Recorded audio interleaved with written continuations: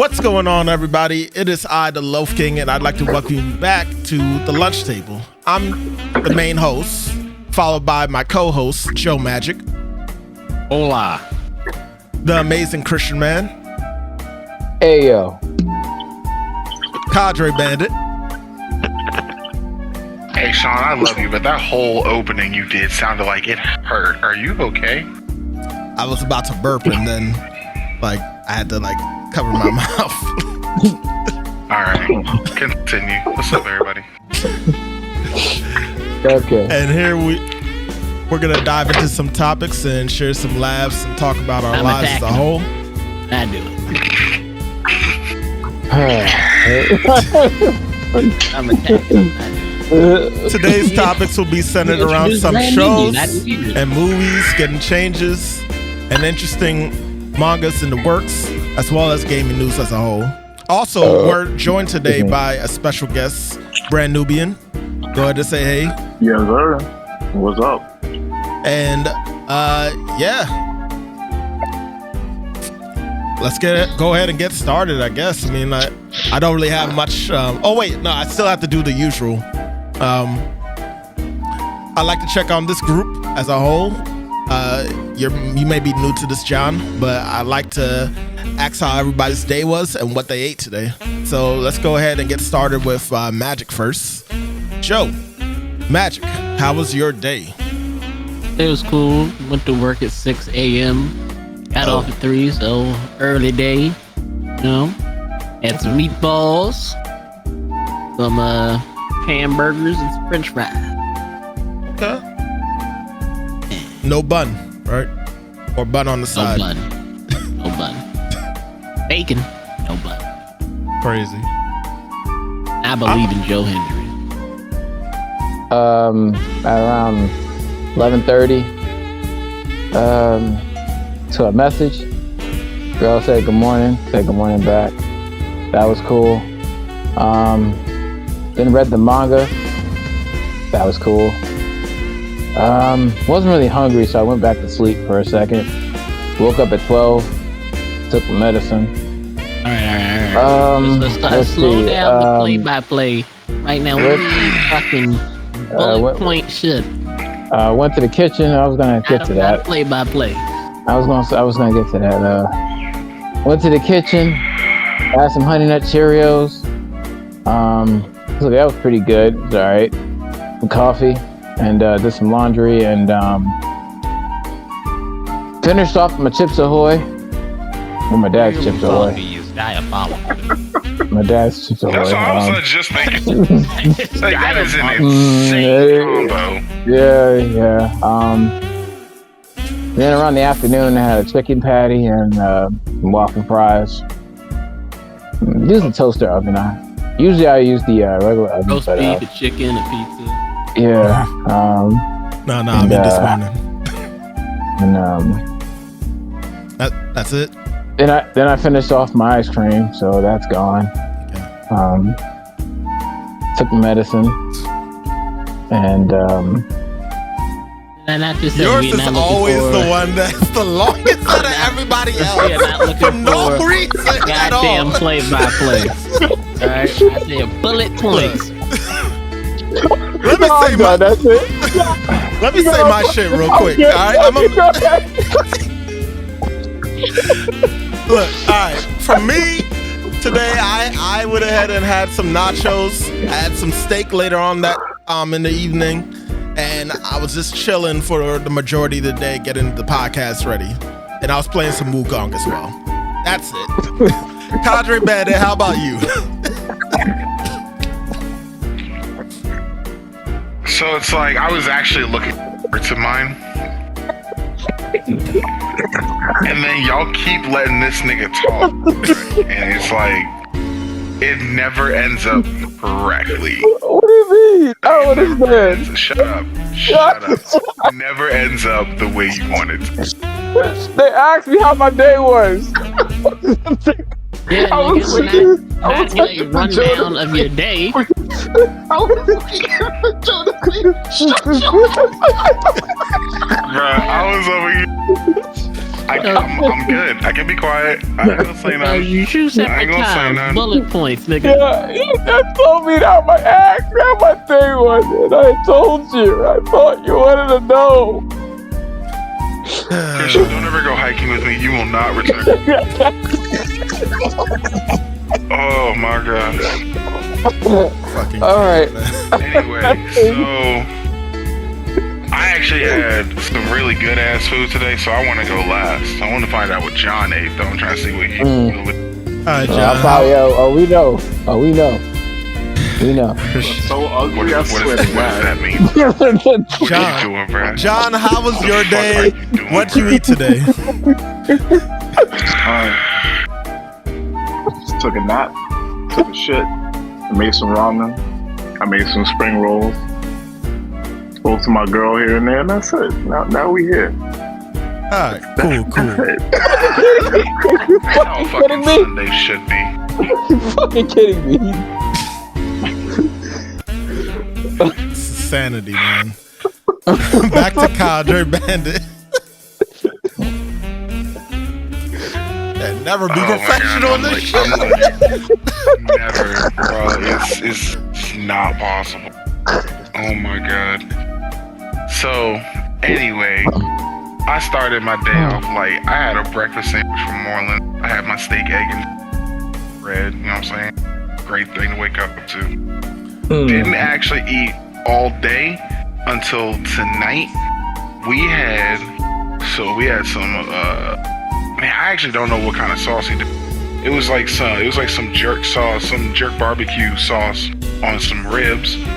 We had homemade potato salad, cabbage seasoned green beans, spinach triangles, like pastry spinach triangles, and cornbread. Okay. Dang, So yeah. he was packing it in right there, man. I wish I had some Man, of that. that lad just all day. I barely ate. That's it, and then ate that, and my God, I'm so happy. Fat boy heaven. Shoot, that honestly is making me hungry, even though I already ate dinner and everything. I might get some later on tonight. You know, I haven't had ramen in like so long. It's been a minute since I had like a nice bowl of ramen. I think the last time I had ramen, you guys were here. I'm kind of surprised you haven't tried to go get ramen while you're up in New York. I just haven't had the time. I just, I get off. It feels like I did a double. So I just like, I just want to go home. Are you off 4 days out of the week? Yeah, but like, it's weird. They changed my schedule. Okay. I feel like Joe has a notebook full of notes. Like it's just tired. I don't want to go anywhere. I'm here. It's so fucked up, bro. I didn't listen to my This friends. is why we talk about Patty McPaddington. Yes. I was like, every time you talk, it's an attack. Every time you speak. I just listen to my friends, just asking follow-up questions. Alright, cool. Alright, well, without further ado, we're gonna go ahead and start diving into the topics. We got a couple of things to get into. Some that a good majority of us are interested, others not. But we're gonna start off with some smaller stuff. And that's that Shadow the Hedgehog is getting a manga. So to give the quick rollout on this, manga series is supposed to debut September, and it was revealed at the Japanese Expo, Anime Expo, sorry, that they were working on it. And then just recently, Japan's monthly Koro Comics went ahead and got to reveal the full details on it. It's supposed to be illustrated by Yuki Amada, and you may not know any of the animes that he's made in the past, but let's see here. The manga's first look features Shadow in a tense state, as you can see in the image right here. I'm showing it to the stream for those of y'all who are wondering. Yuki Yamada is a girl. My apologies, Yuki Yamada. The manga coincides with the release of Sonic X Shadow Generations, October 25th. And it appears that series that she's worked on before seems to be comedic and action-packed stories of Mini Four King and other works not explicitly mentioned in the article was that she's contributed to other mangas out there that are very popular as well. So we don't know what can really come necessarily from all this, but just from the first image I saw in the artwork, I'm liking how it's looking. It's a slightly different art style compared to what we're normally seeing Sonic with. I think the closest to it would be Sonic Battle. But yeah, I thought it was cool, and I thought I'd just bring that up during the podcast. What do you think of it, Christian? Well, won't lie, I am glad that Shadow is getting the love and, you know, the admiration that he deserves, because I mean, we're just going to address the elephant in the room here. I mean, the last, you know, content dedicated to Shadow wasn't that good. Wasn't that good at all. So I think that kind of, Shadow the Hedgehog. I mean, although like I appreciate them showing Shadow love, the game just wasn't good. So the fact that they're giving him a second chance, I think that's pretty cool. Definitely interested in the manga.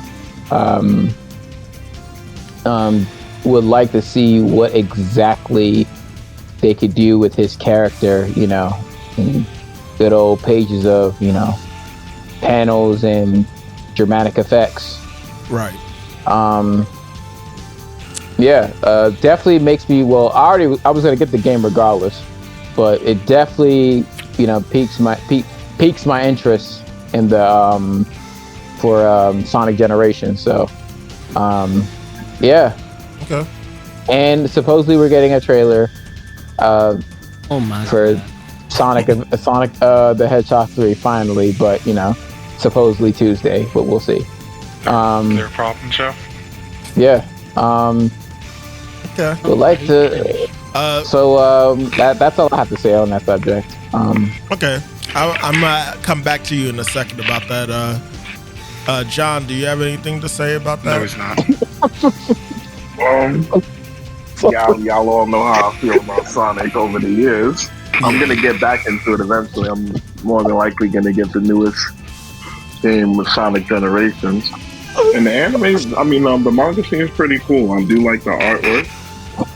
I'm hoping to see some good storytelling with Shadow, and hopefully they can revive it.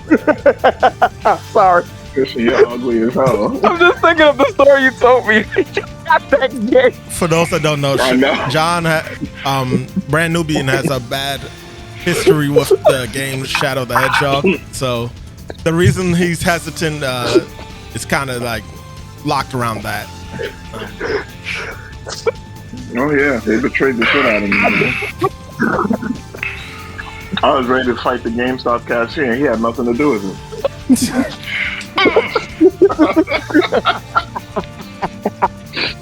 Understandable, man. The man's hype was there at max, and you know they Sega dashed it away. He was so hyped for that game. I ain't gonna lie, I was hyped for the game too. Crazy.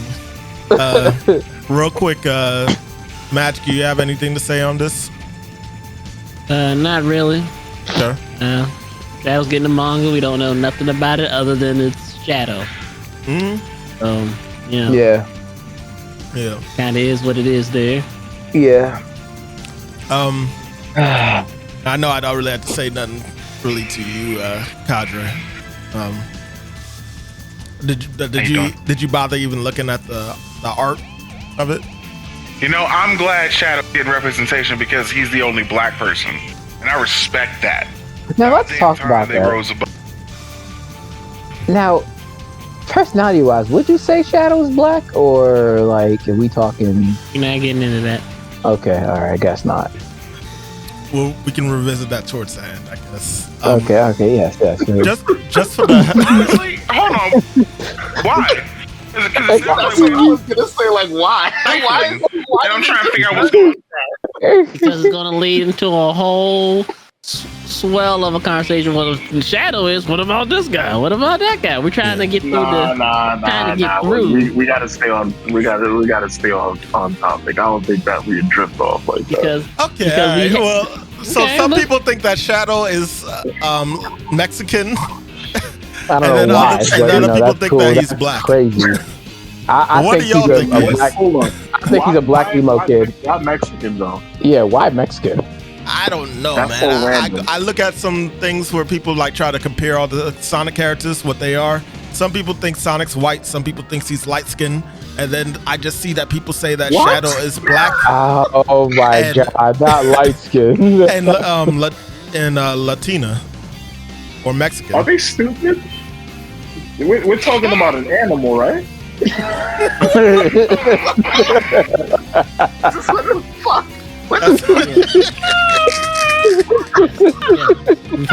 We've had a conversation before. That's why I was like, we're not getting into this. Well, you know, with titties like with Rouge ass, I guess, really must be Hispanic. I guess not. I would just walk around People saying, said Rouge I would is just Dominican. walk around saying- I would just walk around saying Yo, just to piss those people off. What are you talking about? You mean a furry animal? Yo, this is why furries exist, because of niggas like them. Like, what the hell? Ugh. hey, bruh. I can't, man. Oh shit. Before we leave this topic, I did want to ask opinions real quick of the trailer that came out for Shadow for Generations and such. They revealed like the Doom powers and stuff, and a lot of them look cool. Any quick opinion, Christian? Me personally, I didn't like the Doom Wings. You didn't like the Doom Wings? No. I thought they were all right. I mean, like, What I don't. did you not like about him? I don't know. It just looks.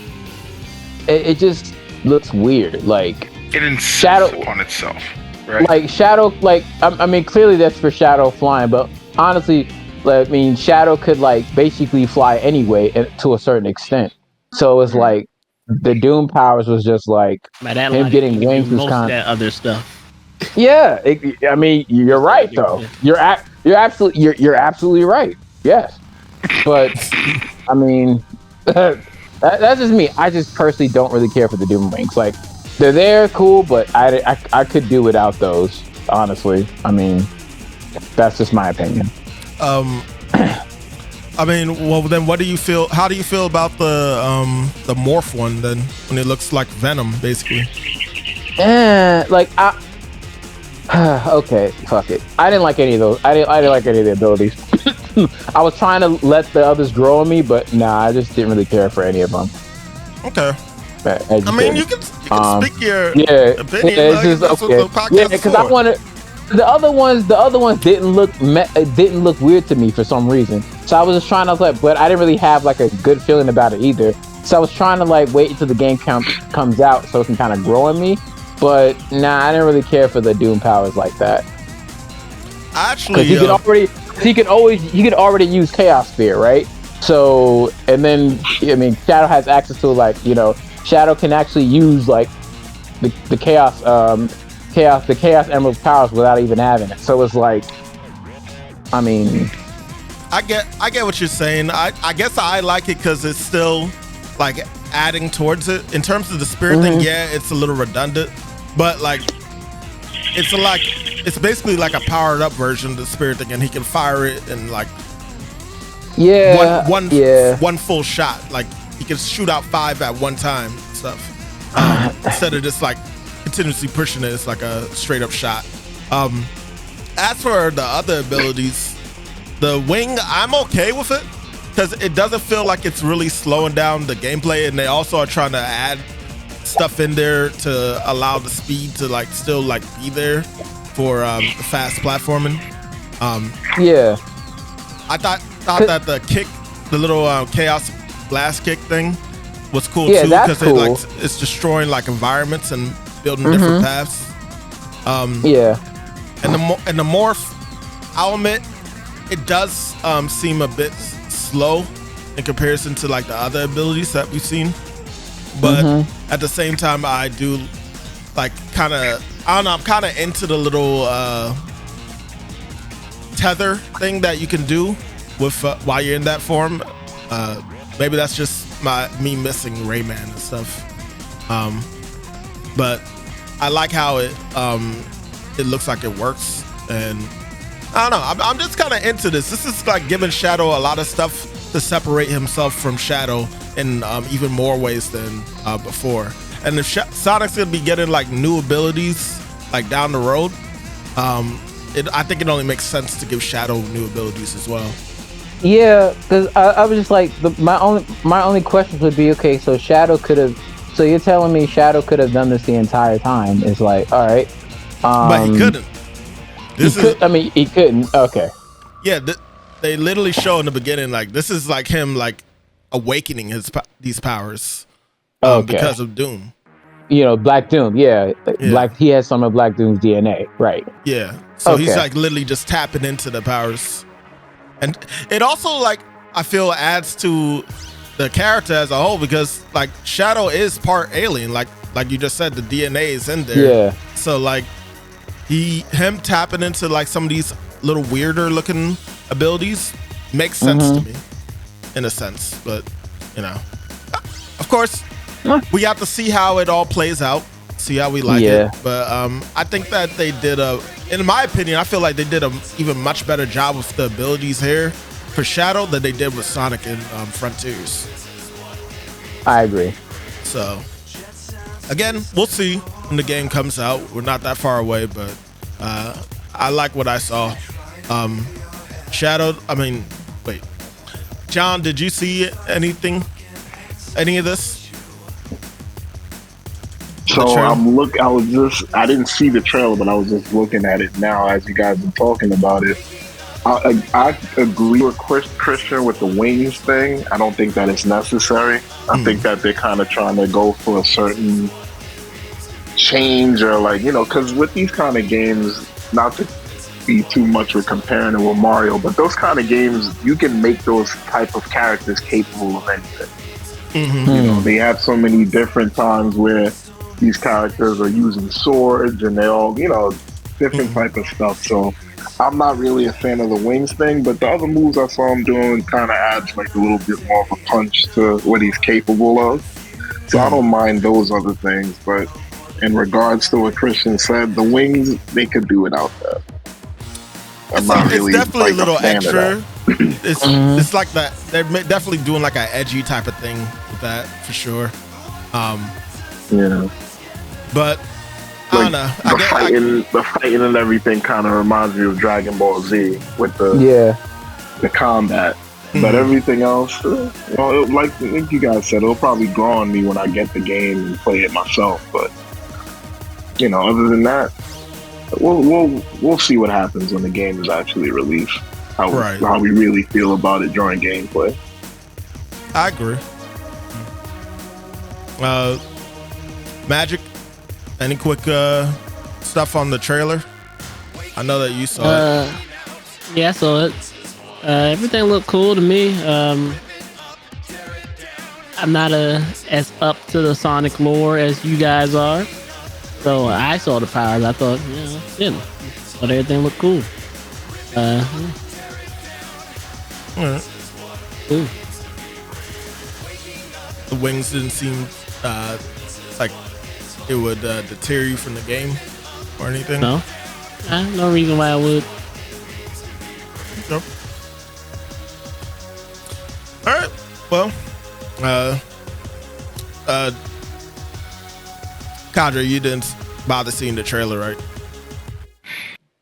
Nah, I figured you guys were gonna I see some stuff on like Instagram and like do enjoy the artwork. You mentioning that there, but I generally like that type of stuff. But in terms of like the lore and background for Sonic, I don't know too much about it, so I'm sure it looks cool. Like from the stuff that I have seen with Sonic, they kind of go crazy. Like Silver was my favorite character for the like it can do everything.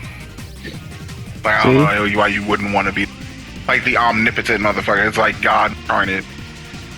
Yeah. But yeah. But shit like that, so they do stuff like that, and then you talking about Archie comic Sonic, like, alright, now we're on a whole different playing field. I just kinda don't, when it comes to Sonic, nothing surprises me. Probably the best way to say it. Okay. Yeah, that's how I feel. Nothing surprises me nowadays when they come out with these characters. Well, make these characters have certain types of abilities. Like even Wukong was in Sonic in the Archie comics. I didn't know that. Yeah. Of course he was. But alright. That's enough about Sonic, you know. We got our opinions. When the game comes out, obviously I'll be going in more crazy detail about how I feel about it. But so far it's looking good for Shadow. Yeah. So next topic. Cape Crusader Season 1. Batman. The Batman. I want to first start off with your all opinions on the first season. We'll start off with John. Brand newbie. I knew you were gonna start with Sean. I loved it.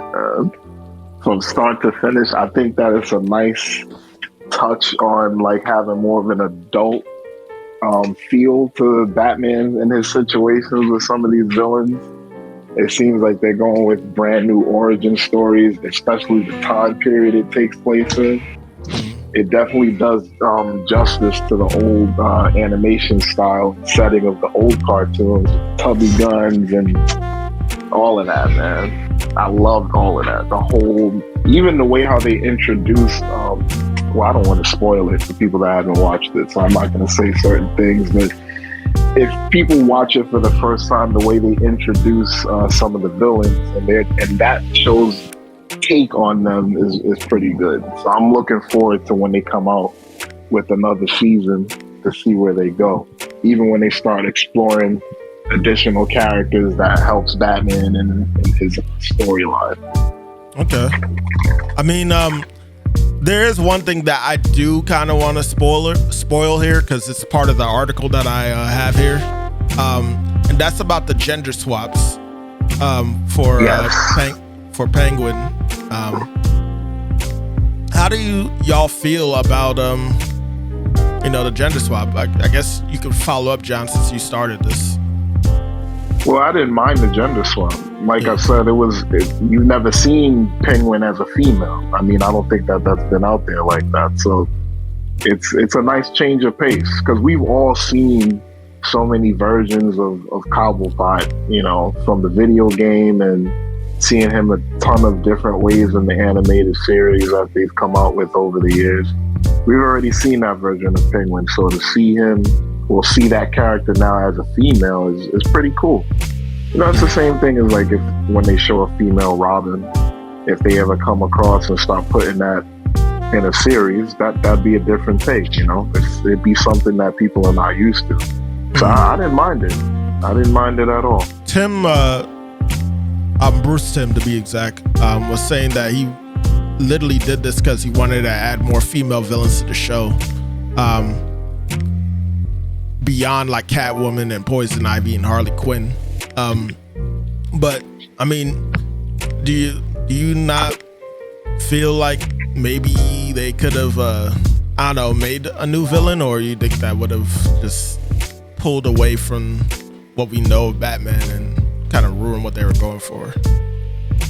No, I don't think it'll ruin it. They may come out with another villain, or a brand new villain, but I think this show is going to introduce villains that people are not too familiar with, or like they might have a version of a villain from the comics that people haven't really seen, but they'll elaborate more on because they really touch base more on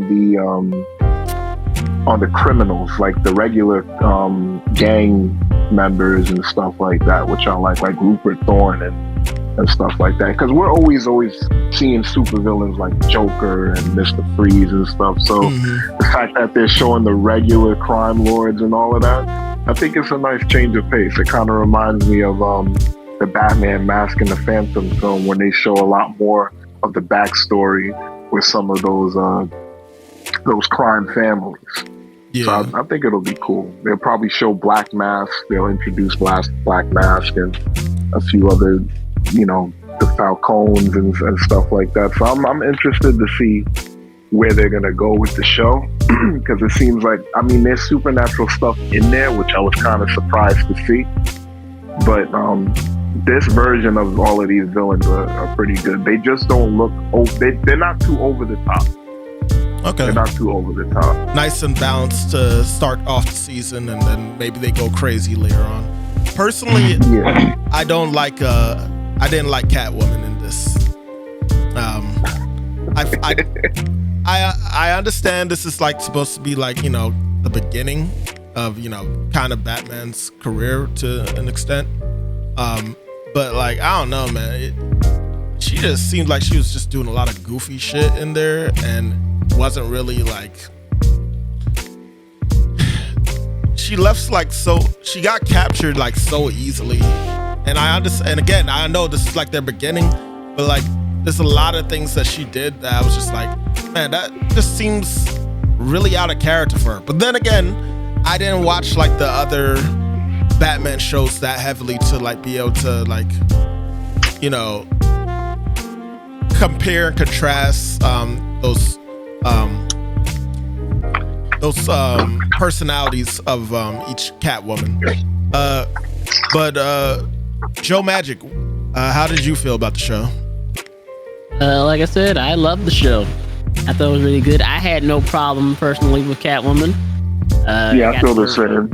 Yeah, I got the direction they were going with her. They just played up on her more selfish side. They went with I had the rich parent, blah, blah, blah, blah, blah, blah.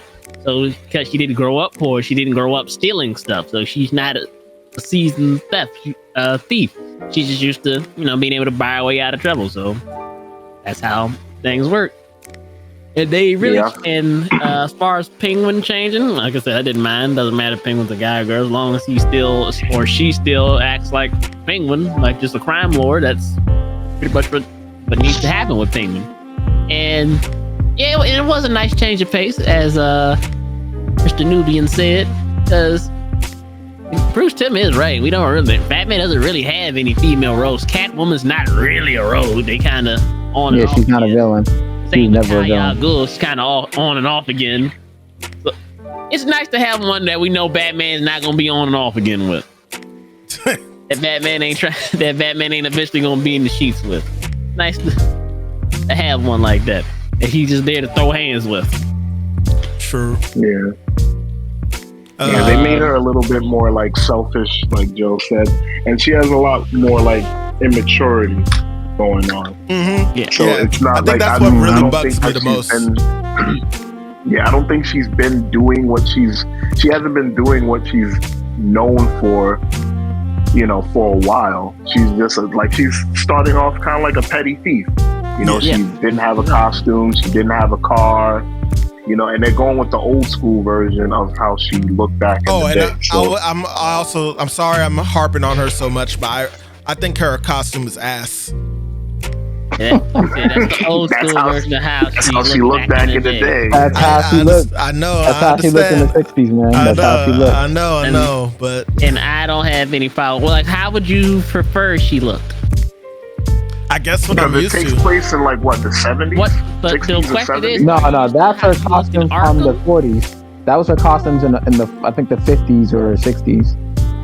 In the comics, anyway. The time period of that show. Because they have technology, so I think that it takes place either in the 60s or 70s.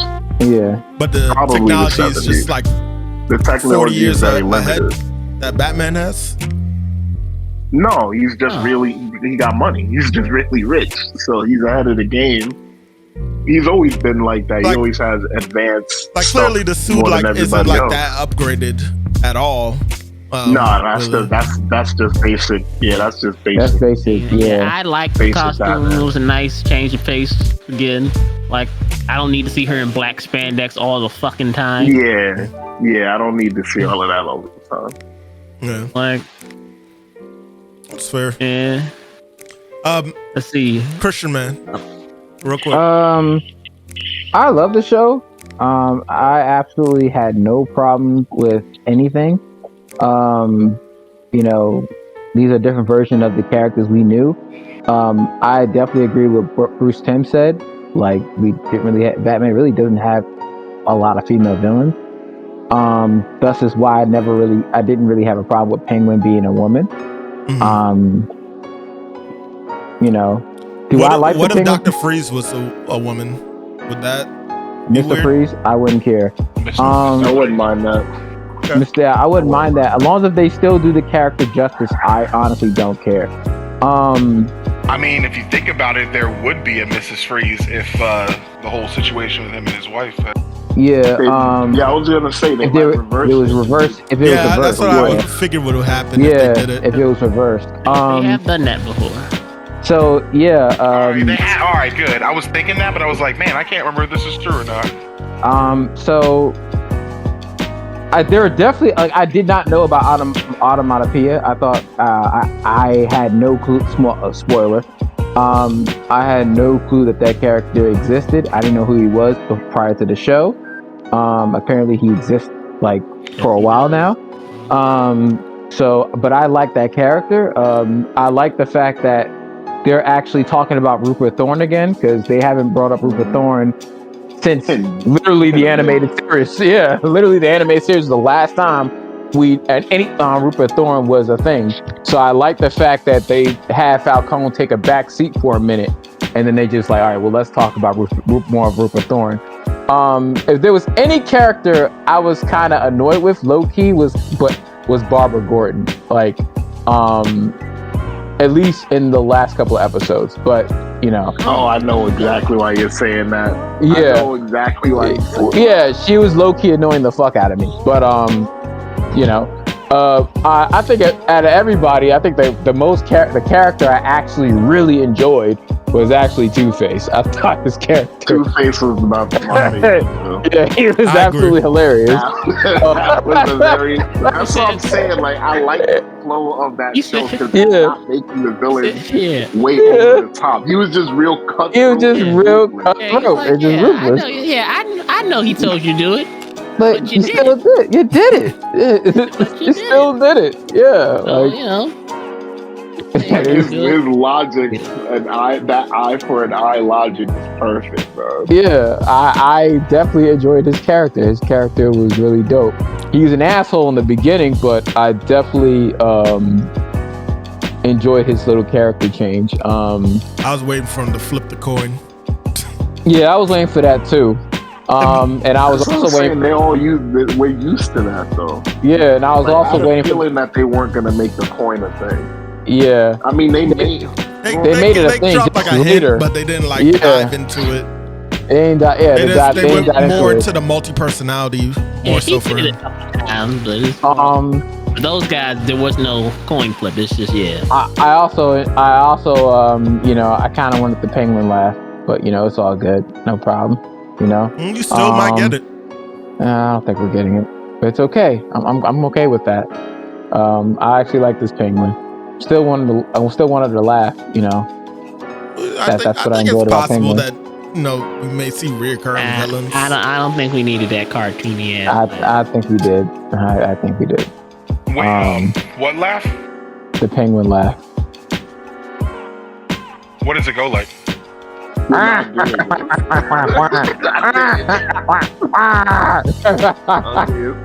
did you turn into the angry midget for a second? Like, because that's how the Penguin sounds.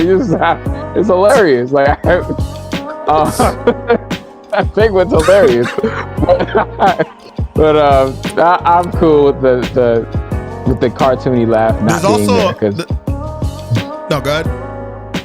No, that's it. There's also a lot of people that were saying that obviously on the internet that the show was woke because they would have made Gordon, Jim Gordon, and Harvard Black. Yeah, I can see that. They can't like if they get I can't see them getting mad about it because they're fictional characters. Man. Yes, yeah. Like this, I have no problem with. Normally, this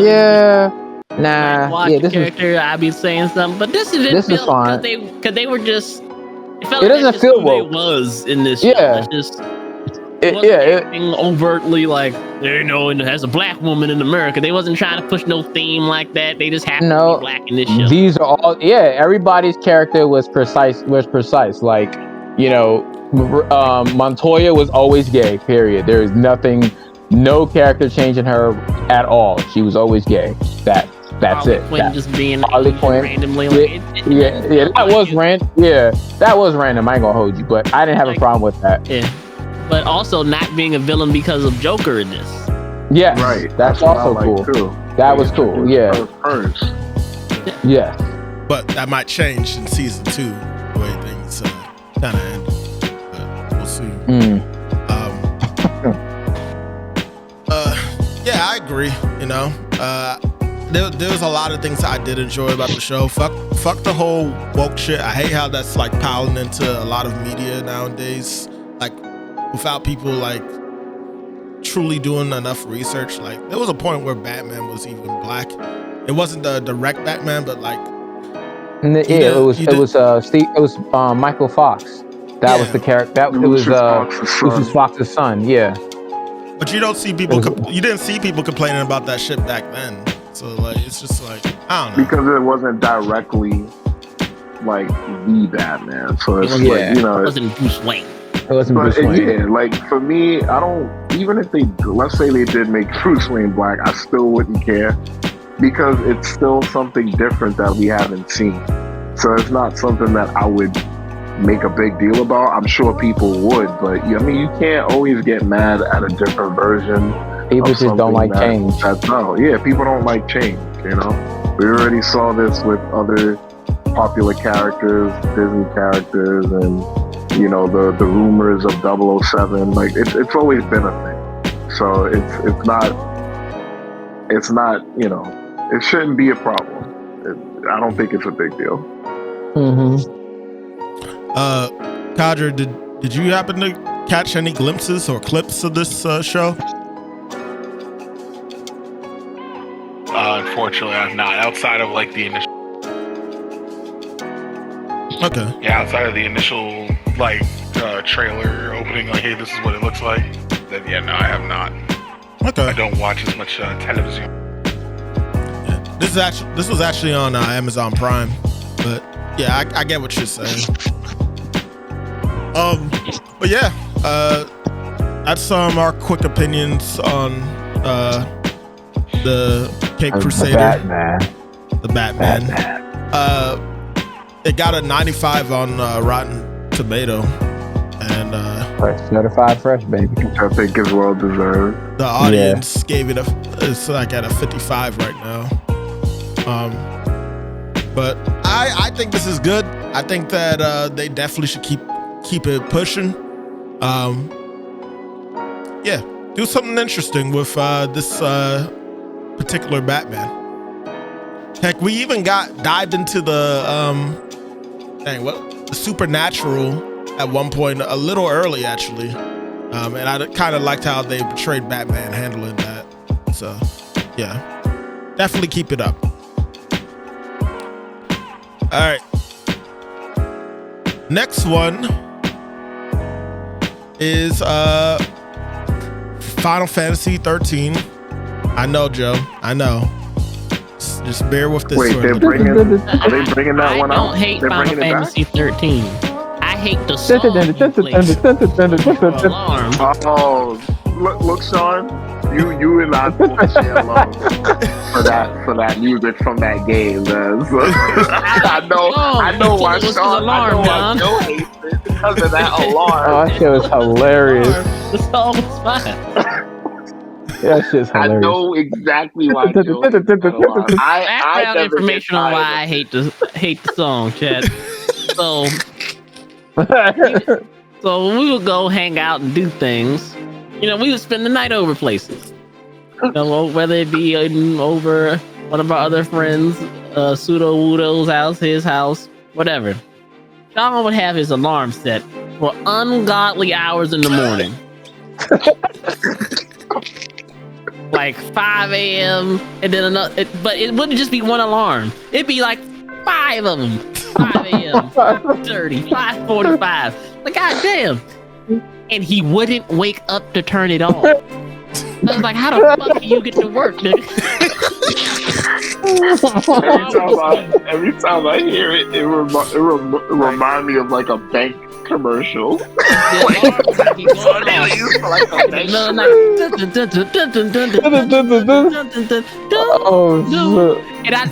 the very first time it happened, I just sat there like, all right, you gonna get up, turn his alarm off? Nope.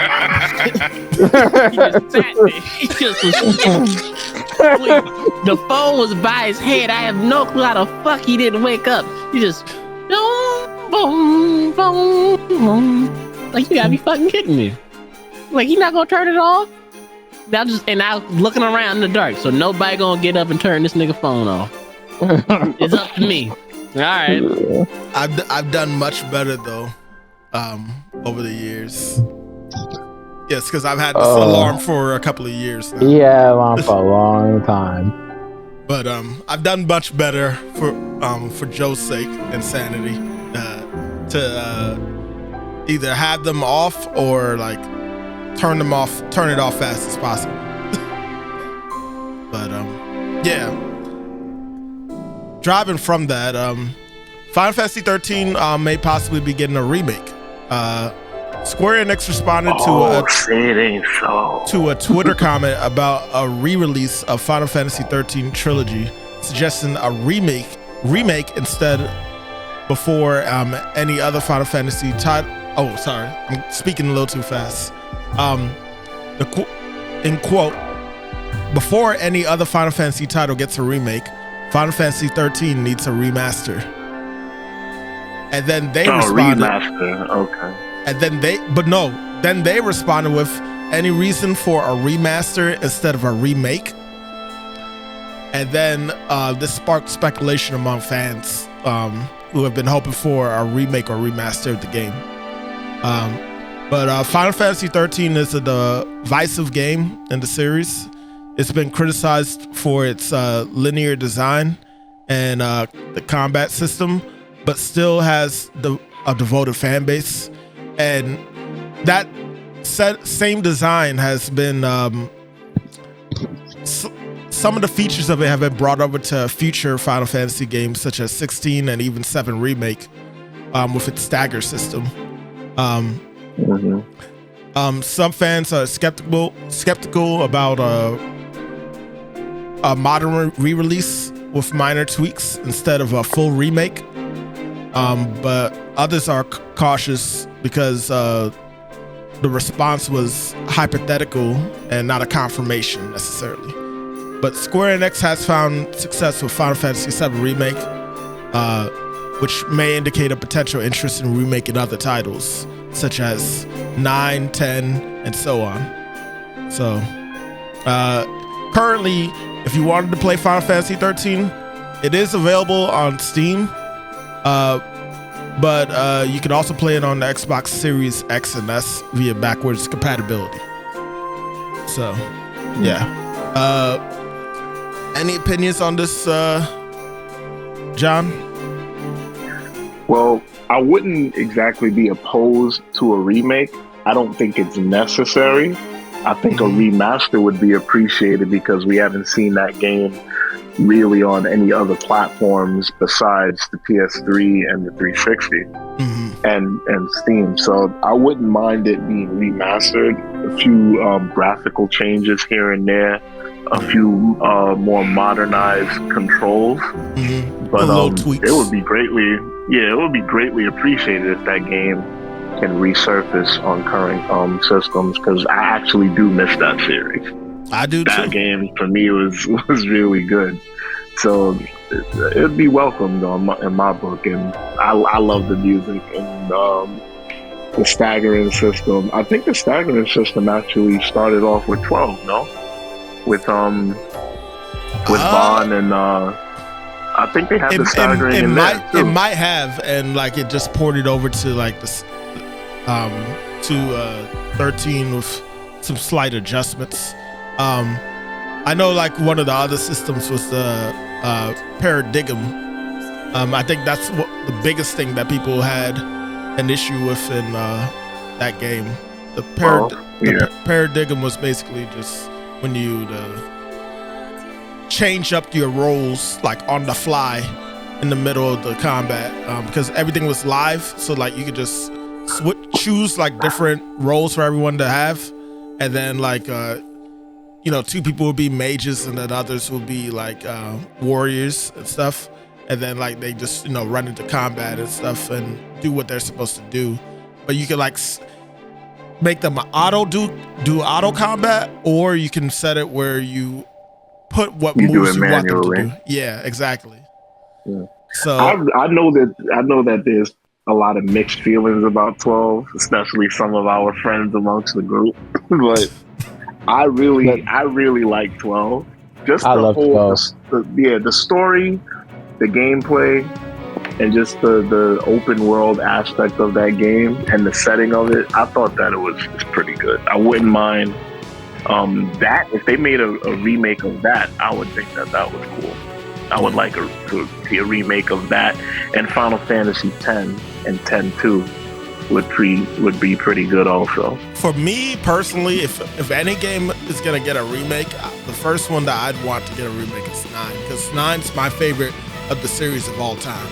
Like, I feel like there's a lot of potential with what they can do with that one, and it's also like one of the other Final Fantasies that did really well next to 7 in first release. So another one that I really like, Final Fantasy Tactics. If they could be a remaster of Final Fantasy Tactics War of the Lions, that would be really nice too. So or even a remake of that would be nice, man. Yeah, because that game was ahead of its time. I think that it originated on PS1, and then I have the portable one for PSP. But I haven't seen anywhere else to play that game in years besides emulators or playing it online. So that shit would be nice, man. And it had a great story. I think I heard that there was a Tactics in the works. I don't know if it was a remake or if it was a new game in that If it's a new game, I'm ridiculously pumped. I'll take a remake. You take a remaster or a new game? I'll take either. Yeah, I'll take either one. Yeah, either one. Tactics was actually especially for the handheld portion. That was one of my favorite titles. 7, 12, Tactics, 9, 10, 13, and actually the recent one that came out wasn't too bad either. 16. Yeah, the recent one wasn't too bad. It was very linear, but I enjoyed it. 16 was a lot of fun. Yeah, 16 was fun. Really fun. I do think that 16 was dope. I still haven't finished that game. Neither have I, Christian. Y'all wild. I gotta take care of that. Y'all should definitely go back at some point and finish that. That was a good ending. 1000% will. Yeah. I do think that there is some things that they could probably push on for the next game. I think they need to hammer down a little bit more on whether they want to make it more focused on action or if they want to really dive more into the RPG mechanics. I don't know. Magic. How do you feel about 7's gameplay? 7's remake's gameplay in comparison to 16? Joe Magic?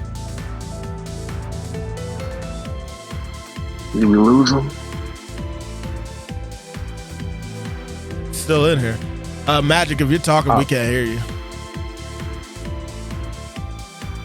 All right. In the meantime, Christian, man, sub it. Well, if I'm being honest, I actually like Rebirth gameplay. As far as their combat system, I love it. So maybe I'm sounding a little biased here with, Final Fantasy 16's combat system, because to me, of course, because the creator of Devil May Cry had a hand in making that game, it definitely plays like Devil May Cry to me. Yeah. So although it's cool, it's just I love Final Fantasy VII's combat system. Rebirth's combat system is just dope to me. Definitely like it better than Final Fantasy 16. And mind you, like, again, I love Devil May Cry, I do, but for this game, for Final Fantasy 16, like, although it feels like I'm playing a hack and slash, I rather, like, it's cool and all, but I don't think it fits the Final Fantasy genre like that, me personally. I mean, I respect that they just said, fuck it, let's do it.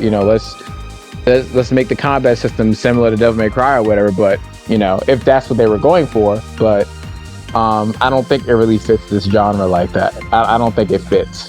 I think that's my opinion. I think that 13's, I mean, not 13. I think that 16's combat could work. I think they just need to hone in on it, because there was a lot of points where I was expecting more RPG mechanics, because they try to show a little bit of it, but then it's like cut short at times. Like, for example, elemental damage. That's not really a thing in the game. You can't. No, it's not. You can't do fire damage on the enemy and you do more damage or something like that, or they have no lightning weakness, or something like. And that felt a little weird for me with how many RPG mechanics they did pull from the original series and put in there. So it just felt like they didn't go fully all the way on either side, and that's why it's kind of it leaves people a little more divided on how they feel of the game. For the most part, some people are cool with it, others are just like, we just want you to choose a side. And with 7 remake and Rebirth, it felt like they actually were doing that.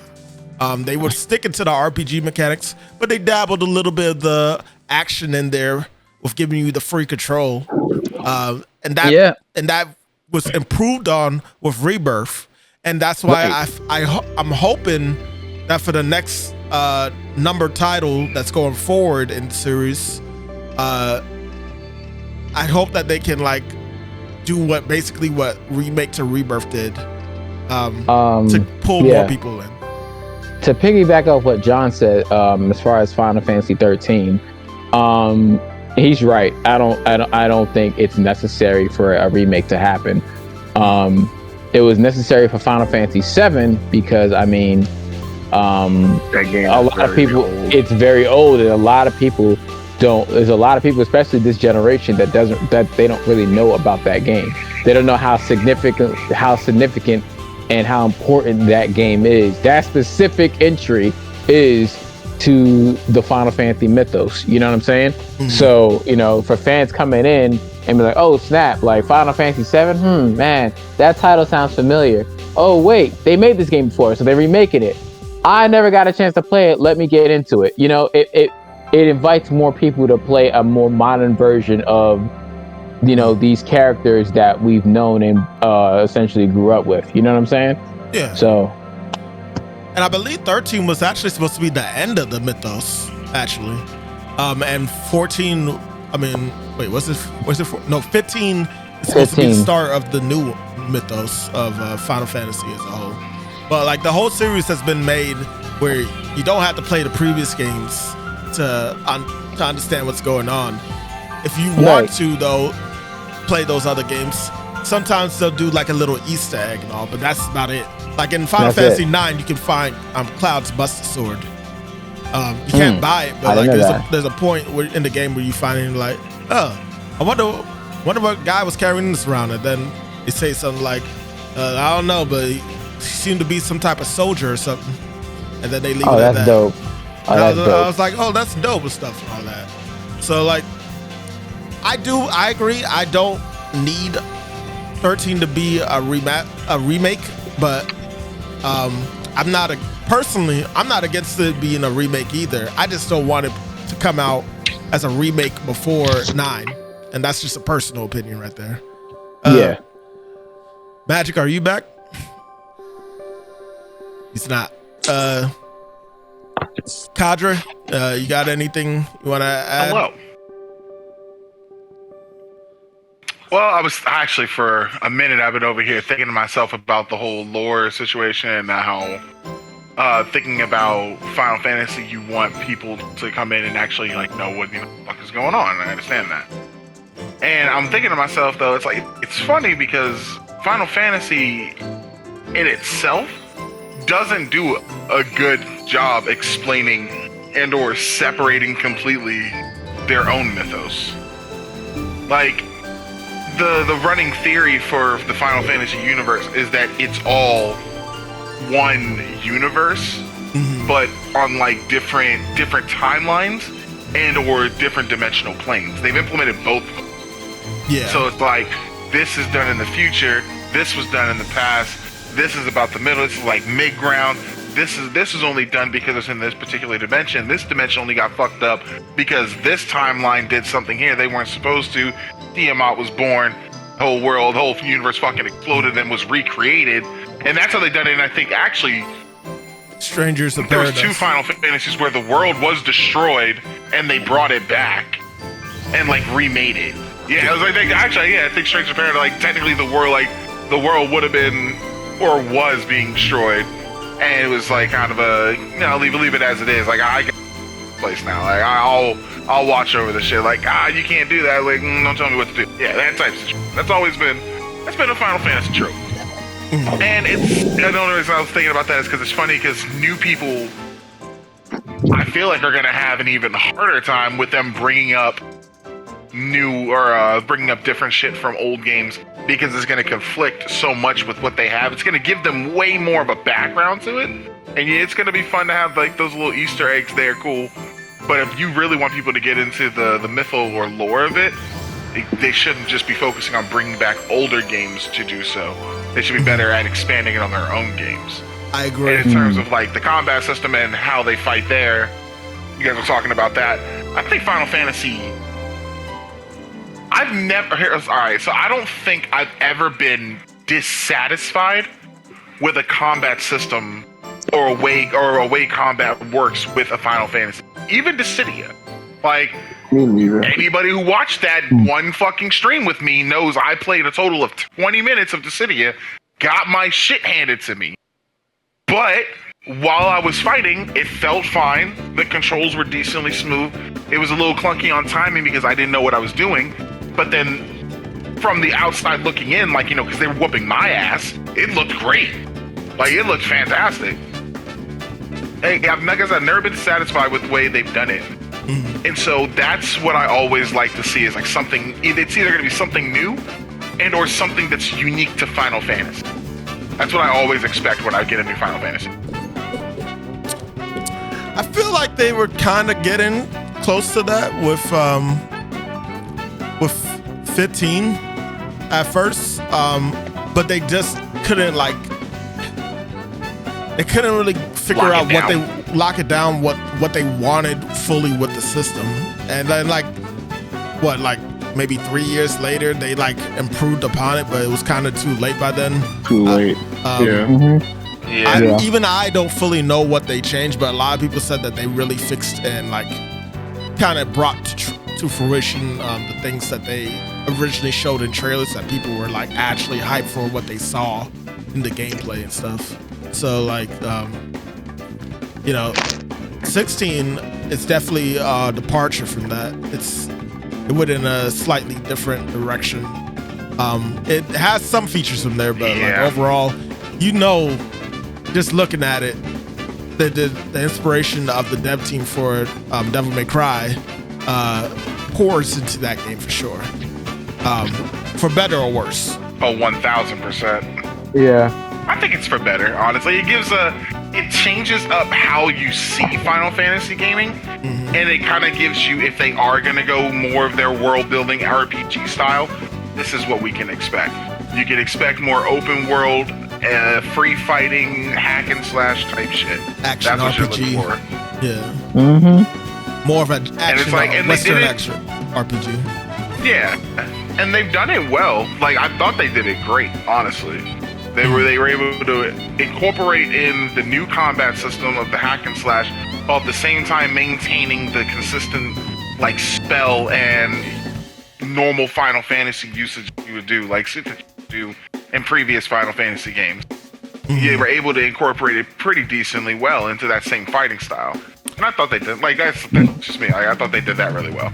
I definitely am glad that they kept the stagger system. I know I keep going back to that, but I feel like that's like one of the newest systems that they added in the more recent entries of Final Fantasy that I feel should be sticking around for the long haul for sure. Because to me personally, there's nothing more satisfying when I'm like, in a tense battle with the enemy, and then I get their gauge all the way to that last bit, and then I hit it, and then you get that loud sound effect for like to stagger them, and then you can just wail on them with a whole bunch of attacks. That's very satisfying to me. Yeah. Series.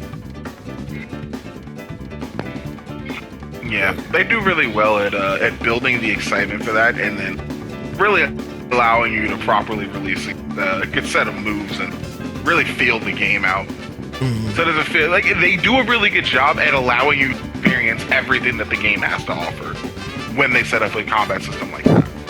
When they just think outside the box, or when they focus in on one thing with Square Enix, you can always tell in every game they play, damn, this is what they focused on for this game. They focused on graphics, they focused on performance, they focused on combat, they focused on story, they focused on lore. You can always tell.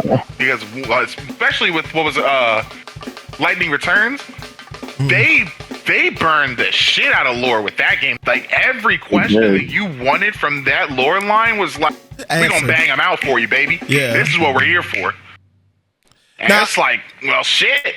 I will say one thing. I feel like they definitely could have ended with 13.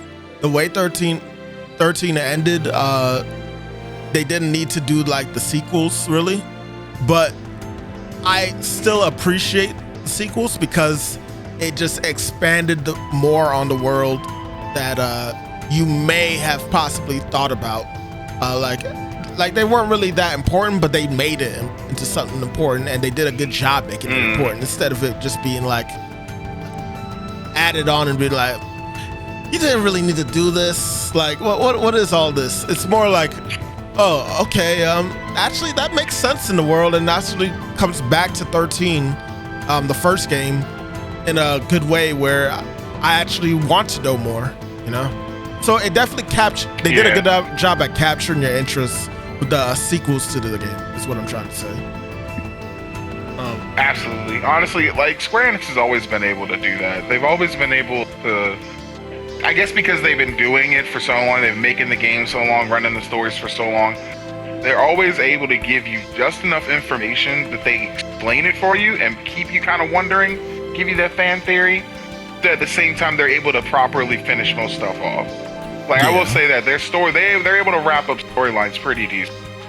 Yeah, And to do that in multiple games, like over multiple series of the franchise, is impressive. And that's not even just including the number series, like even the side series that they make.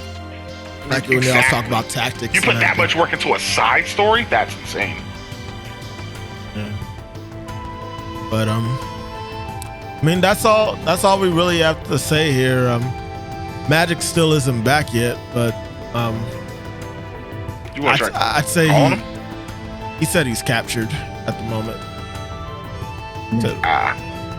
He said once that's captured, so he'll be back, I guess. Surprised Christian didn't go crazy when he heard that.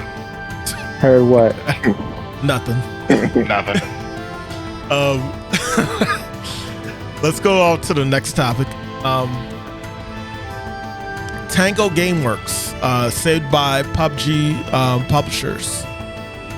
So to give you guys a quick lowdown, Krafton, the publisher of PUBG, has acquired Tango Gameworks, which and the Hi-Fi Rush IP from Microsoft in a strategic deal. And basically, if you didn't know, Tango Gameworks are the people that worked on, like I said, Hi-Fi Rush, but also The Evil Within, Ghostwire, and a lot of DLCs within the game. Oh, Ghostwire Tokyo, to be exact. And I'm very happy about this. Previously, Tango Gameworks was shut down by Microsoft in May and is now back in operation with around 50 rehired staff. So it's always good that the people that lost their jobs in that little instance, a good majority of them was able to come back and have their jobs. No one wants to lose their job, man. That's good. It's not a good thing at all. And that's been happening a lot in the gaming industry. And it's always been shitty to me how some of these companies have gone about doing it, especially Microsoft. But studio will continue working on new projects. And even the devs went ahead and said they're definitely pushing for a Hi-Fi Rush 2, just off of that alone. Tango's back catalog will still be available on all platforms and unaffected by the acquisition, meaning you'll still be able to play all those games, Evil Within, Hi-Fi Rush, Ghostwire, on the Xbox or whatever console you bought them on, even with it moving to a different publisher. So yeah. I'm waiting on the next Evil Within. Yeah, man. I really would like to see another one. Same thing for Magic. But yeah, like we all played. Well, me, you, and Joe. and Joe played Evil Within, and we enjoyed the hell out of it. That game was scary for me too.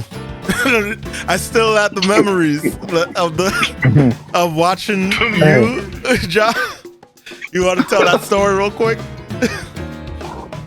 And so, what was that creature's name, man? Because I know all of us came across that siren ghost lady at a different point in the game. I think you had to meet. Hold on, let me look it up on my phone. The name of it.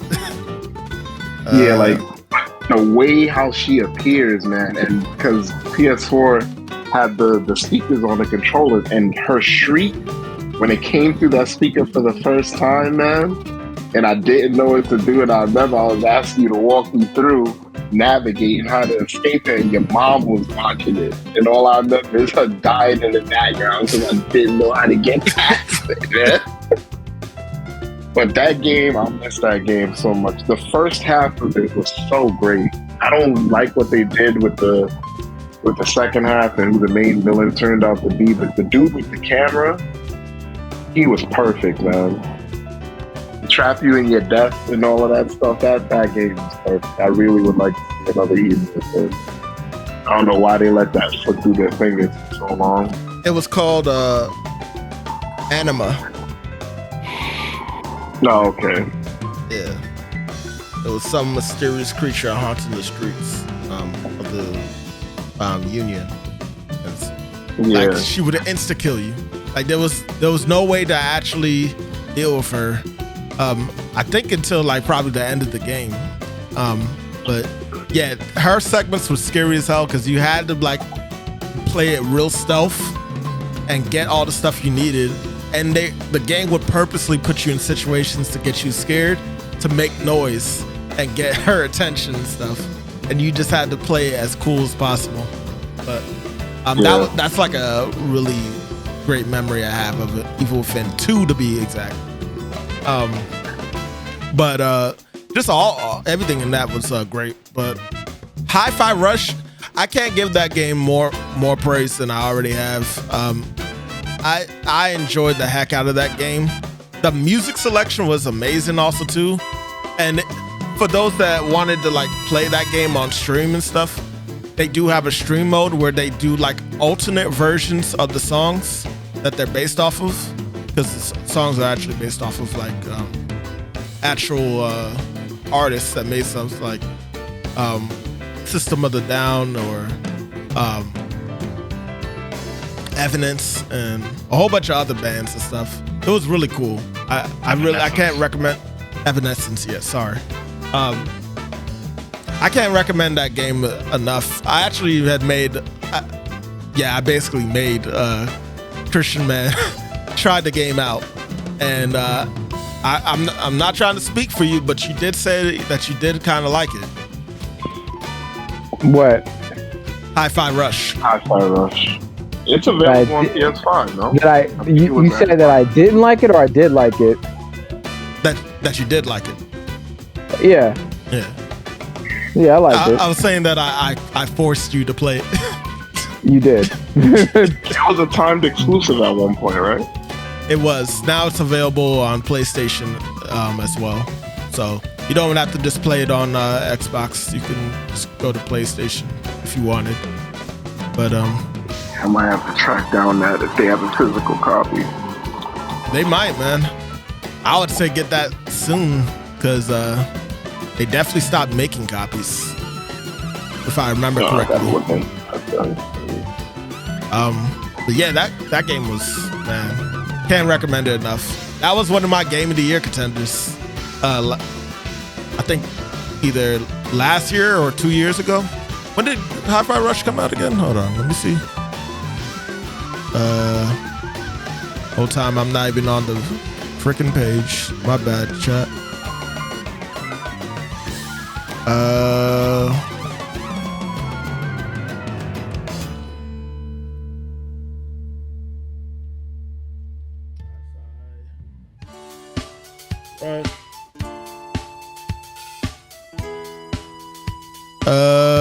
Came out. No, it came out last year. Yeah, it was the first game at the beginning of the year. It came out in January. I remember now. Yep. I think this was the same year as Resident Evil 4. Right? What, Hi-Fi Rush? Yeah. Resident Evil 4's remake. Did it come out last year or was it the year before? I don't remember when Hi-Fi Rush came out. No, Resident Evil 4. Resident Evil 4 came out last year. Okay, then yeah. Came out the same year. Yeah. Either 2022 or 2023. It's one of those. It's 2023. I just checked. Okay. Yeah. But yeah. I just wanted to bring that up. Feels good to see some developers winning. You know. Microsoft. I don't know what is going on, but y'all gotta find better ways to deal with some of this stuff because we literally almost lost two gems in the mix here. So, like, get it together. Y'all been messing up for a bit now. I don't think y'all really have much else to say on it, and Magic isn't back yet. As much as he'd like to talk about this company coming back. So we'll move on to the next topic in the meantime. Speaking on Xbox, Xbox 360's marketplace finally closes after 19 years. That doesn't surprise me. Isn't like the PlayStation 3 marketplace still open though? No, PlayStation 3 marketplace is done. You cannot buy any more. You can't buy any more games on there. So whatever games you already have, that's it. Okay.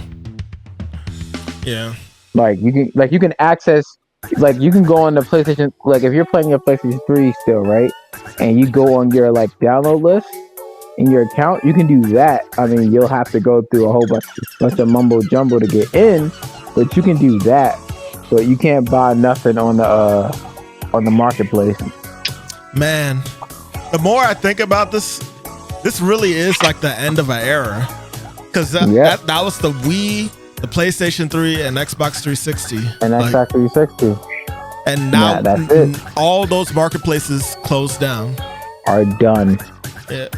Preservation is like a really like big thing that needs to be brought back for some of these companies, because like these are like the only ways for some people to actually be able to know and like even try some of these games, because the re-releases don't happen as often as they should, and it makes it hard for people to know about these games. But what makes me upset about that is, if you think about it, it's like although you still have it, you basically wasted your money, because imagine if you imagine all the games you downloaded on the PlayStation 3, right? Or on the 360. Well, I can't even say the 360 because it's backwards compatible. You can't access those games at all unless you have that console. Yeah. And even if you don't, like, it's just there. It's just floating in limbo. Like, you have the game, but you can't access it. And I think, I could be wrong, but I think if you was to like delete the game by accident, you wouldn't be able to re-download it. No. I mean, like I said, you'll be able to re-download it, but you have to go through a whole bunch of mumbo jumbo just to access your account and basically go on your download history. That's the only way, because I had to do that with my PlayStation 3. So I can access my account. But it was hell doing it. It was hard work to allow you to download it back. Yeah, because it was a lot. So, I mean, and that's why people are using ROMs and stuff to actually play their games on PC and stuff. Yeah. So that really sucks. This PSP games that I still got Metal Gear Portable Ops. I used to play the hell out of that game. Maybe one day I want to play it, but I can't. Bottom line is I can't play it. Why? Because I don't have a PSP. So it's just there. It's floating in limbo. Yeah. Luckily, they recently brought back from the PSP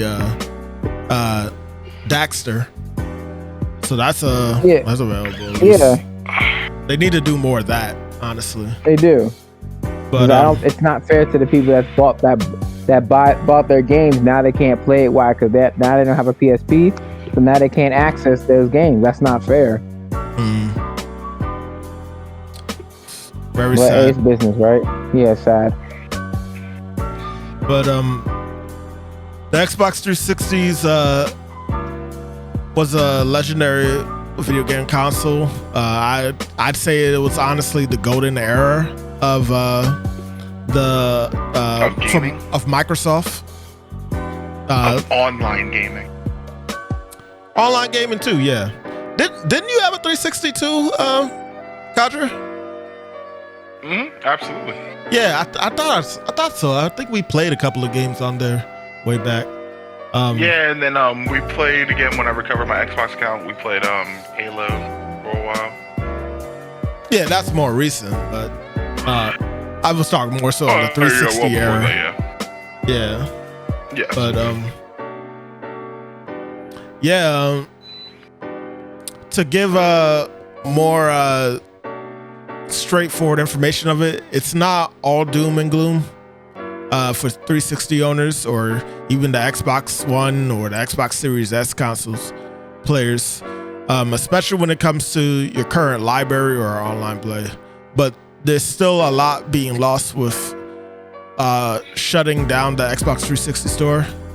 A lot of those games you wouldn't be able to get if you don't already have it downloaded, especially without the Xbox backwards compatibility program. So yeah, it shut down the 29th of this year, July 29th to be exact. Games I just want to go a little bit down memory lane for myself real quick. Games I personally remember loving playing on the 360 era was Dust and Elysian Tale. I thought that was like a real cool artwork art style for a game back in the day. Brutal Legend was really fun too. Dead Space, LA Noire, Geometry Wars, Fable 2. Oh my god. I keep talking to the others about how much I miss Fable, and I'm looking forward to them come out with this remake of Fable as a whole. It looks like it's gonna be good. Skate, Assassin's Creed Brotherhood, Dead Rising, Gears of War, Limbo, Grand Theft Auto 4, Call of Duty 4, Modern Warfare, Halo 2 and 3, and even Battle Block Theater. I think that was one of the last games I remember like really getting for the 360 at the time. Yeah, the 360 has some really great titles like Blue Dragon, Naruto Rise of the Ninja. See, you just reminded me of that, John. I forgot all about Blue Dragon. That should have been on my list too. You in America. Insane. You in America, buddy. I still have that game, man. That game is expensive now. There's no way to play that game without having a backwards compatible system. Like I can't play it on the PC or anything like that, and it sucks. Yeah, you gotta have a 360. You gotta have an Xbox One. Yeah. So it's good to it's gonna there's some games I'm gonna miss too, man. Some really good ones. Yeah. Damn, even Amazon don't want to acknowledge it. Acknowledge what? Blue Dragon? Yeah. Oh, here we go. You can find it on eBay, but you're gonna pay. Oh, I found it on Xbox 360. I'm looking at it right now. How much is it? It might still be 60 right now, right? The lowest price is like $38. Oh, that's not bad. I thought but it's used. But it's used. But it's a used copy. Yeah. Oh man, that thing's been punched into the ground, drop kicked, and everything else. They need I preserved my copy. Somebody used that CD as a jock strap. Yeah, I don't have the case anymore. I think it was a 3-disc set. Ooh, it was. But however, the DS game is worth 200 and change. Yeah, because there wasn't too many copies of that one. That was like the last Blue Dragon game. Crazy. Oh, now I wouldn't mind a remaster or a remake of that. That would be nice. But we ain't gonna do that. Yeah, we ain't gonna. Who would they even speak to for that? I guess it would just be Square Enix solely, because they were the ones that made it. And the Akira Toriyama did the character designs for the characters in Blue Dragon. Let me go. Get some sand. What is that? It's out. Series called? It's already out. Sandland. The game is out. Yeah. I gotta try and track that down. I was planning to get it, but there was so many games that was crowded around during the time, and there still are. There's so many games I still have yet to buy, man. I shouldn't even buy, like, there's Lies of P or Pi or whatever you call it. I gotta buy that. Actually, John, you can get a game. You can get that game for $80. I'm looking on eBay right now. Blue Dragon. Blue Dragon, brand new. Yeah. I have it already. Nah, not brand new. Damn, they all used, huh? Used? Yeah, used. Yeah, they're all used. 360 games, man. Used copies of 360 games are not always safe. I'd buy a used PS3 game before I buy a used 360 game. Damn, that's wild. Depending on the game. That's crazy. The harsh truth, Make me go buy Def Jam 5 for New York right now. How much is that game? It's probably look it up, person. God knows. That game's probably like 82. I think 5 for New York PS2. And this is just used. That game, this is just used. It's like $180.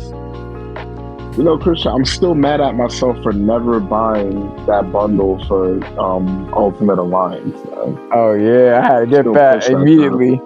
That I would love for Ultimate them Alliance? to give us that. Yeah. Well, Ultimate they came out with Alliance a 3. bundle. No, the No, first I have two. 3. The first 2, they came out with it as a bundle for PS3 and 360 at the time, but I never bought it. Oh And I thought I wow! would have had time to get it, and I never did. You would think So that. this was before the whole Marvel thing. It started like blacklisting shit like that. Deadpool game is blacklisted. You can't buy it off of their marketplace. You have to buy it physically. You You would, gotta buy it off Amazon. And I never bought that game. you would I think really should have. you would think because of the third game that they would like go ahead and like release the other two as a bundle as well. I got hope, man. If they could do what they did with Marvel vs. Capcom, they could do what they did with Marvel Ultimate Alliance. You know what? You're right. 'Cause that is a miracle in itself. Deadpool is I'm sorry, it's not available. Never mind. But the It's currently Deadpool game, unavailable. 360 You game. could probably get that on from eBay. GameStop or something. It's not too hard to get. True. From Ebby. I love Ebby. Gosh, I still haven't seen that movie. What, Deadpool? Yep. Yeah, it's pretty good. Ooh, it's a very good movie. Yeah. $120 Clips, you heard me pre-owned. talk about the clips. At some point, I'll go and see it with either Joe or Not Joe. long. I've been waiting. You gotta make that name about that, yeah. Y'all are ugly. Sean, I haven't seen anything else but the clips from about that motherfucker, so I will be down to go watch it. What's that? Ticket price might be. I'll laugh at that 50 times, the same way I laugh at the fire giant losing it times on Elden Ring. Done. we still Cares don't. off his own leg, bruh. We still don't have magic back. Yeah, he's yeah. He's in that Pokeball, man. Capture. Something fierce must be up, man. Man. But I guess we'll That move on nigga's to the getting a stern talking to. right. Something. Hopefully he makes it back before we get to Wukong. Oh, Stephanie just texted me saying that she's listening. Oh, What? thanks for tuning in. Great She's listening to the chat. All right, Christian. Yep, man, that's crazy. Yep. Crazy, man. Crazy. Crazy. All right. Super crazy. Well, let's go ahead and dive into the next one. Dive in. The next one is Legend of Zelda: Echoes of Wisdom. Breath of the Wild vibes, right? You know, I forgot that they're coming. When's that game that's coming out with Zelda? That's it. Like her acts the actual protagonist. When's the release date for that? Next month, the 28th. Next, god damn, man. Sean, every time I turn my head. Sorry, not the 28th, the 26th. So even sooner. God damn, man. But Oh my god. yeah, Nintendo went ahead and dropped another trailer for this game. This was shown during the month of Summer Game Fest, which I believe was last month, if I'm not wrong. Yes. And basically they were giving us more of an idea of how the world and traversal worked. They showed off the Gerudo Desert, the Jabu Waters, the Elder Volcano, and the Fair Wetlands, and a couple of other areas. And how the fast travel works using the waypoints and such, and how you can summon your horse at any time. Mix ingredients to make little potions and smoothies, and Elden Ring. you can put like they took some Breath of the Wild notes and put the I had to say it at this point. I just embrace it at this point. They added the ability to put like different armors and accessories on and stuff. Like, don't get me wrong, Zelda did have that before, but like they They're doing like the extra details, like so wait, you can earrings put and stuff. armor, accessories, like weapons and stuff like that as well? Yeah. Oh, okay. Elden Ring. Yeah. Sure. Yeah. Like, is it gonna be gonna be Breath of the Wild? Like, I'll do either one. It's fine. nah, you You know, Sean, I still haven't played Tears of the Kingdom. I think I played it for like 20 minutes. John, don't tell him that. You'll hurt him. No, it doesn't hurt me because we already had a discussion. I think last podcast when I was accepting the fact that Tears of the Kingdom. Like, my backlog for games are crazy. Tears of the Kingdom is a fun game, but it's not a great Zelda game. That is the conclusion that I came to. I think that game is really cool and fun, but it is not the best representation of a Zelda game. So it's not as good as Breath of the Wild? Is it more like... No, it don't give him the vibes. Oh, gosh. Does it just come off as with one huge expansion of Breath of the Wild? There's nothing really different about it?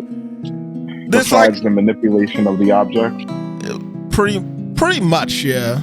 Like, it does add to the gameplay in terms of options and stuff, but it's not... You're not going to get that innovation feeling that you may have felt when you played Breath of the Wild. It's going to be more so it in fact quality. does not feel like Breath of the Wild. Nah, it That's doesn't. crazy. Damn. So much for the Breath of the Wild vibes. It feels like a more refined Breath of the Wild. Oh, it feels like a better Breath of the Wild. Well, why didn't you fucking say so? But then it takes some features away that you may miss from Breath of the Wild. But we're getting besides the point.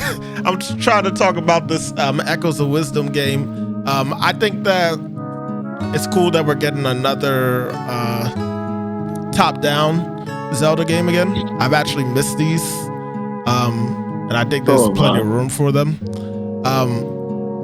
This one, it definitely feels like they're trying to make Zelda into, you know how Link is like is basically like the warrior class. I think they tried to make Zelda into basically a necromancer class. And mage? A necromancer? Not mage, just like I think Zelda. I think he means mage. Yeah. Nah. I say necromancer for a reason because like you can copy enemies and just have them fight for you in the middle of battle and stuff. Yes, there's some magic that you can do. Not what a necromancer is. Do you know what a necromancer is? It'd be the controlling the undead. Right. Yeah. Controlling the dead to make them undead. Not making copies of an enemy and using that as a summon. That's like an illusion conjurer. Okay. Illusion conjurer. I just think she's more of a mage. Zelda is just bringing up dead bodies. I mean, you do. That's like Princess Peach being able to summon dead Goombas to fight. You do kill the enemies before you are able to like use them. Are you using those same enemies' bodies when you summon them? Yes. Then it's not a copy. Well, part of the ability like, are you using that enemy's body? Yeah. Like the body that falls to the ground, is it coming right back up?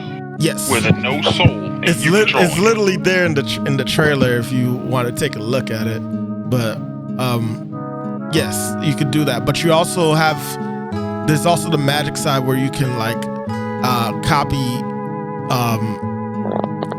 like items in the environment. Like you could copy a box and put that in display. But what in terms of enemies, you have to kill them first before you can actually use them in battle and such. So I guess that's why I still agree with what you're saying.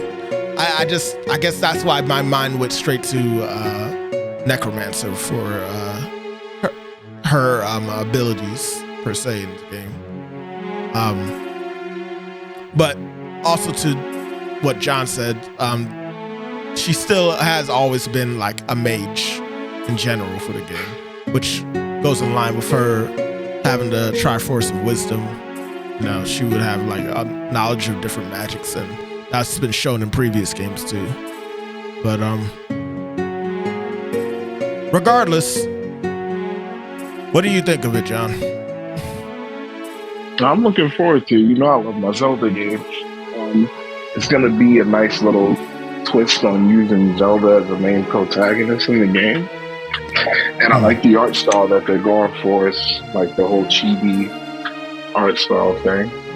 But no, I'm looking forward to it. I'm sure they're going to have a lot more of amiibos, because I don't really collect the amiibos like that anymore, but I usually try and keep up with the Zelda ones. I think I'm missing like maybe 4 or 5 of them at this point. Yeah, because you have basically all of them. Yeah, if they do come out with any more Zelda amiibos, I will be getting those. I still am missing. Sorry about my bathroom, man. I still am missing the some of the Tears of the Kingdom one. Christ. I'm sorry, man. No, you're good. You're good. I was trying to keep it together. That's my bad. I couldn't keep it together. Nah, I couldn't keep it together. That shit's fucking hilarious.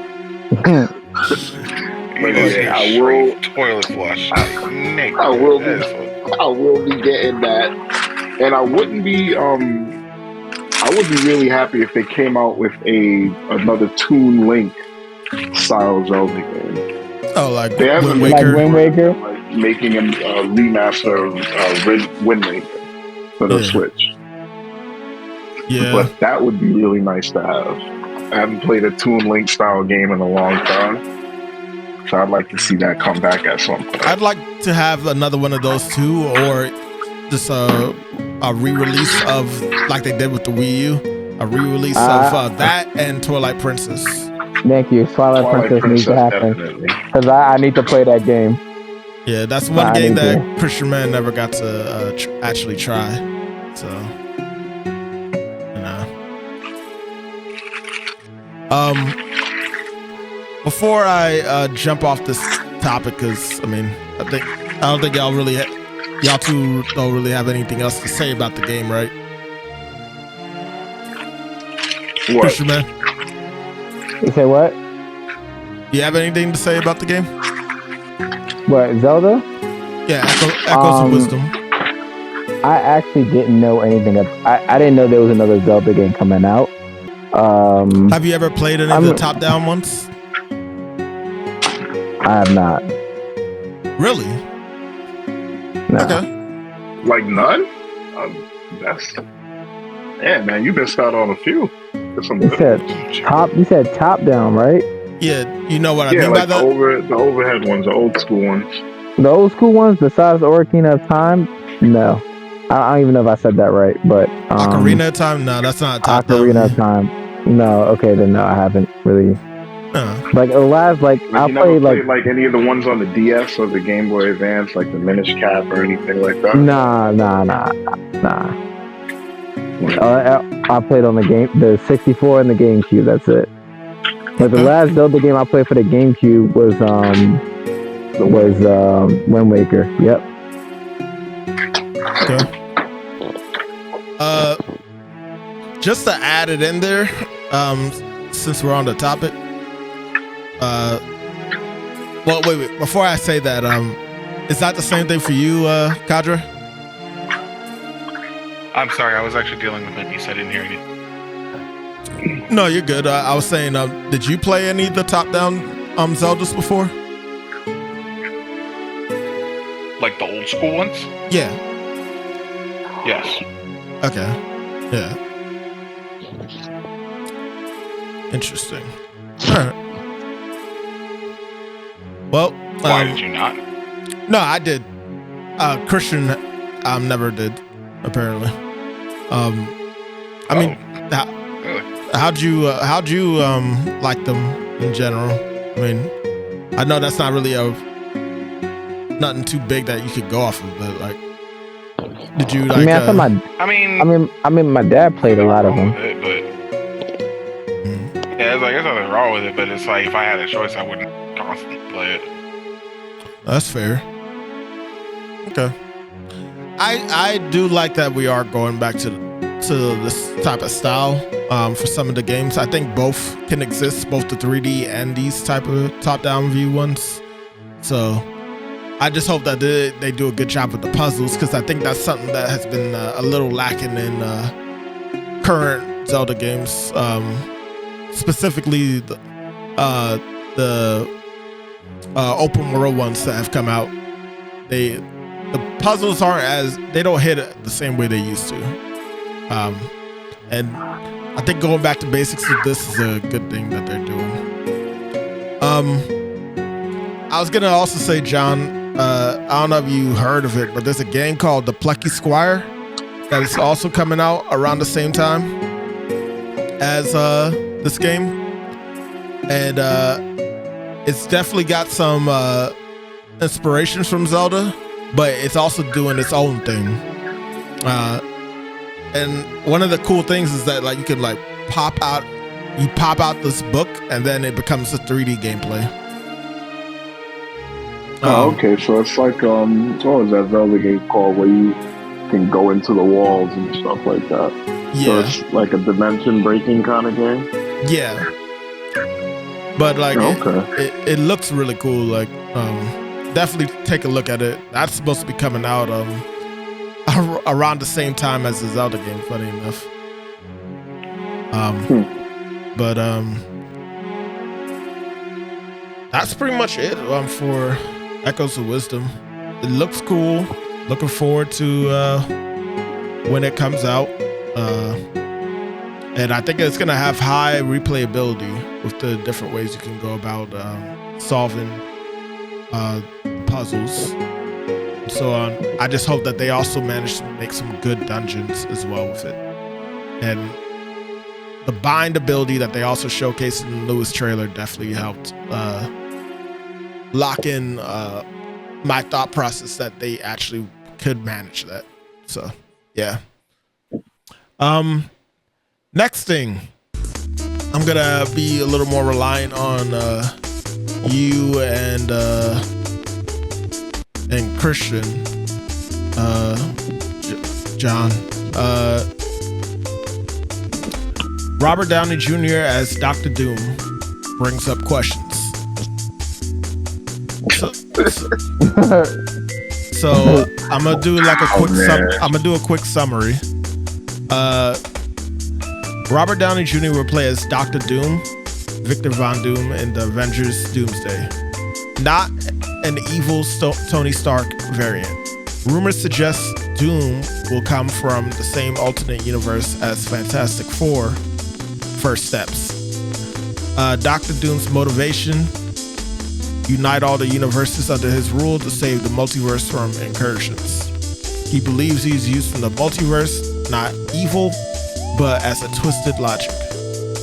Avengers Doomsday arrives May 1st, 2026, followed by Avengers Secret Wars on May 7th, 2027.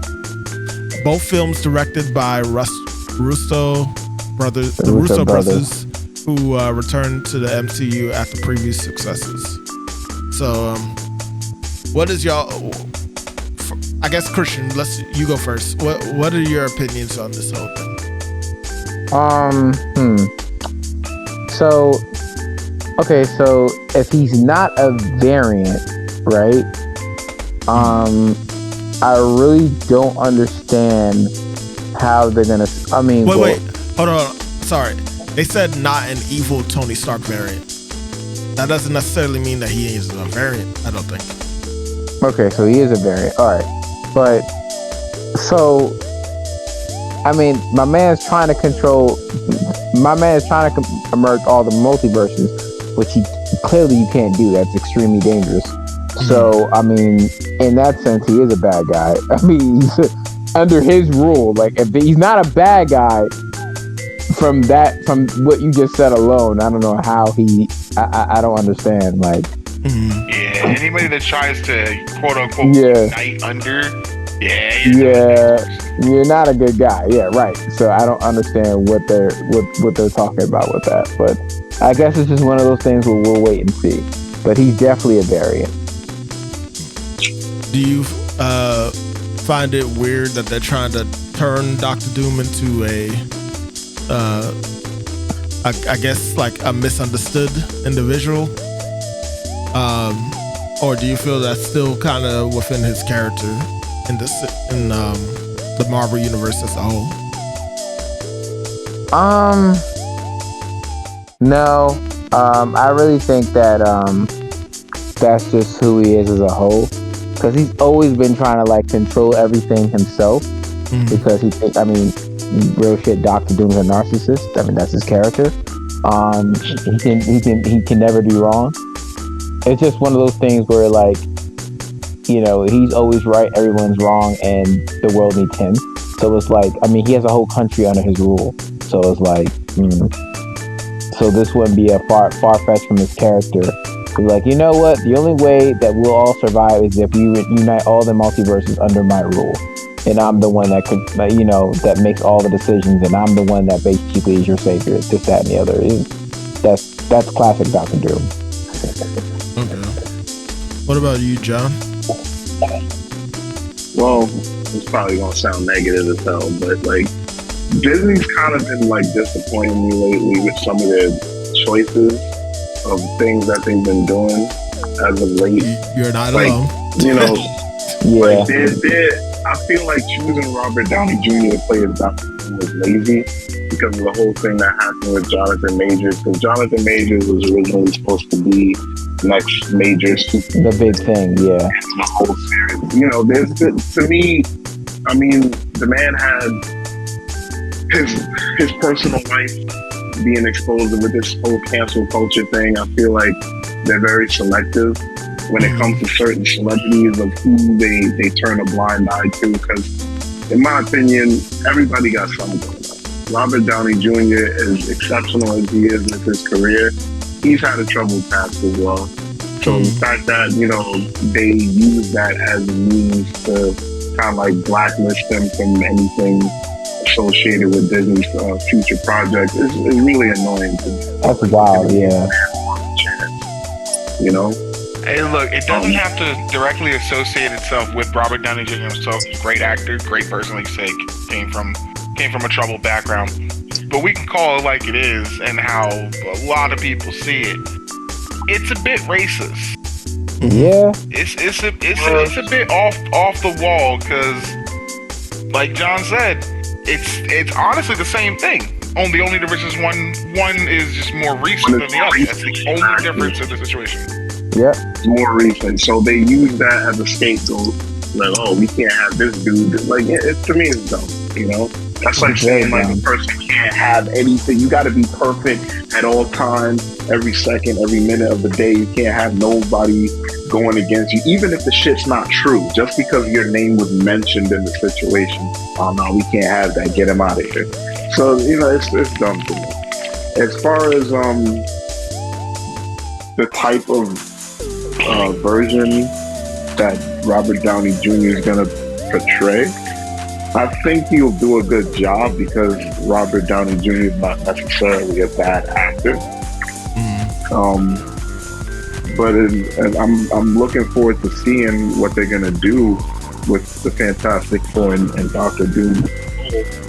But like I said, we've seen Robert Downey Jr.'s face enough to know that, you know, he's always going to be an Iron Man to everybody.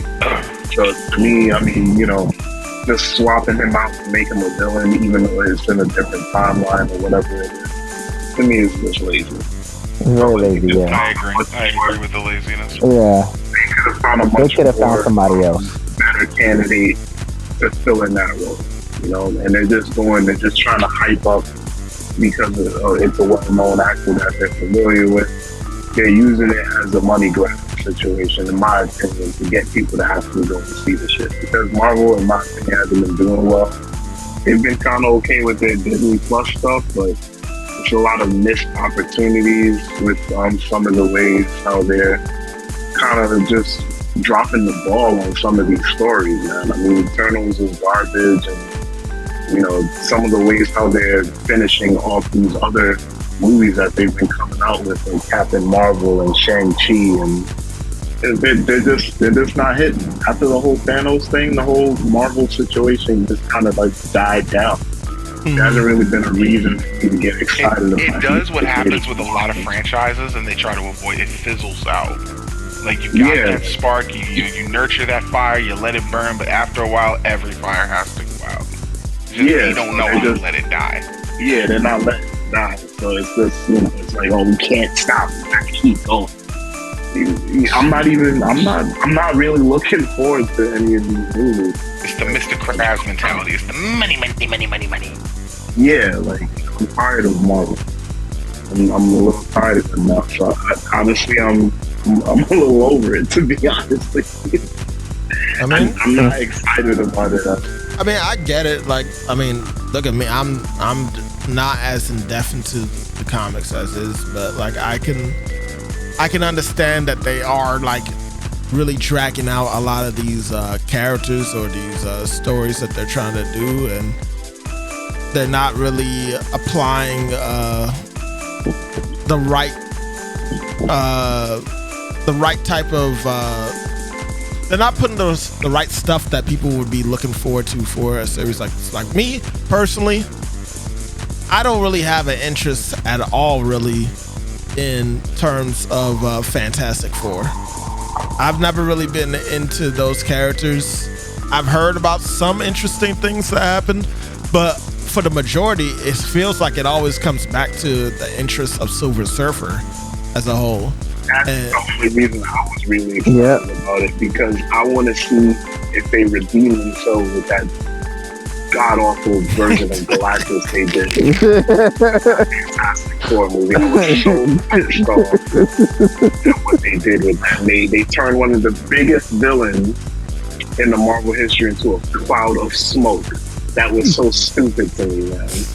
Like, just showing his shadow. That was wild. World Eater is coming. I mean, but you can't they see did the same what thing with was it Platinax and fucking Green Lantern? Just turned that nigga into a giant yellow shadow. Oh yeah, I forgot about that. I wasn't really hyped. You in America, buddy. Green Lantern is not one of my favorites as far as like a DC hero. He's interesting. Oh, he's definitely one of mine. Not one of my favorites, so I didn't really care too much about what they did with that. But yeah, man, like this Marvel just needs to chill out. I'm glad that they're toning down, coming out with so many movies a year. But I think they need to start being a little bit more selective of the type of story that they want to tell now that this Thanos thing is done. Like I definitely feel like the only reason that this is like something that they can even really do is because they went with the multiverse concept, because they were already planning on trying to like do like a reboot to the whole series, taking advantage of the multiverse thing. But now I'm not really sure anymore if that's what they're actually doing with them bringing certain characters into the fray, and also just choosing to put in people that did old roles into just new seats. That's the only weird thing for me with the Robert Downey Jr. Taking Doctor Doom. And also, of course, I feel like there's maybe be some racial things happening there for sure. But like Hollywood is always built on race, though. It is. Yep.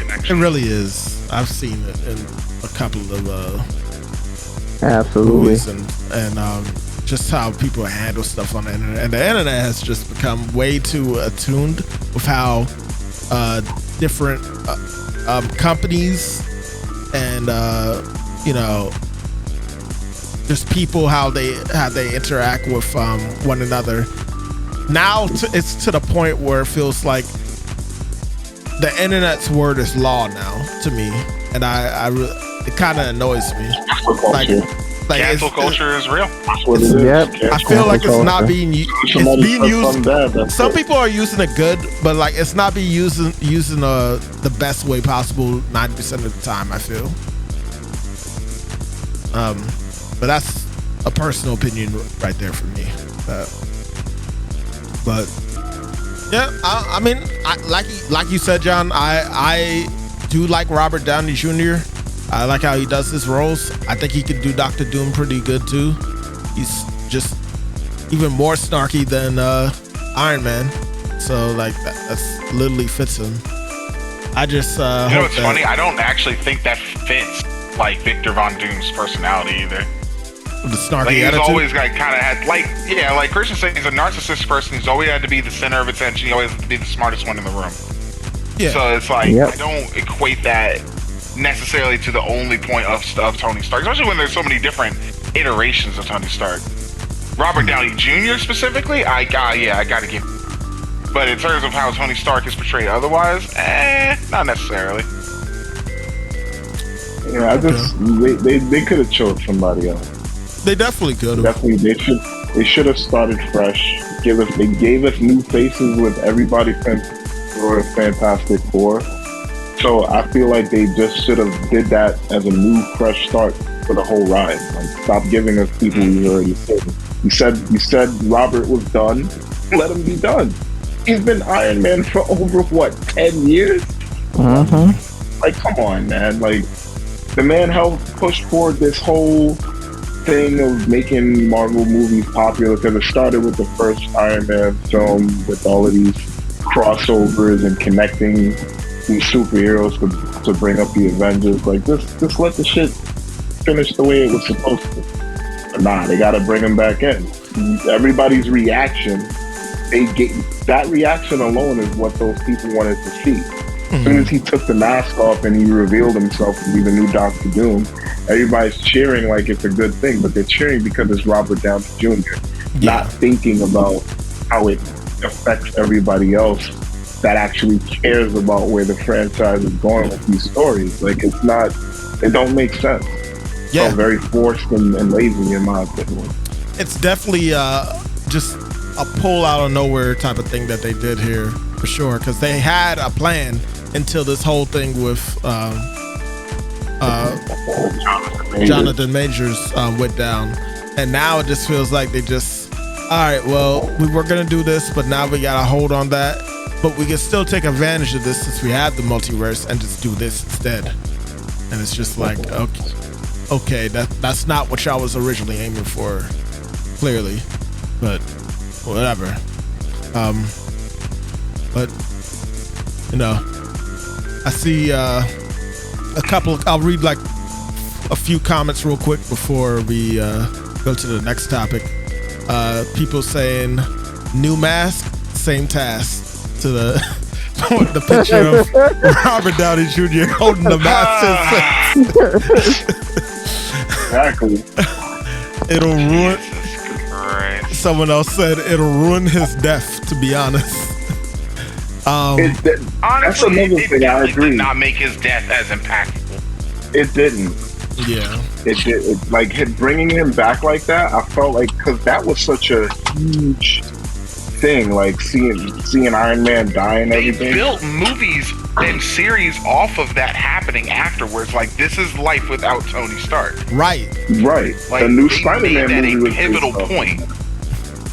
Yeah. So now they just snatch him back in, like, oh yeah, he's not Tony Stark, but he's still a face that you know.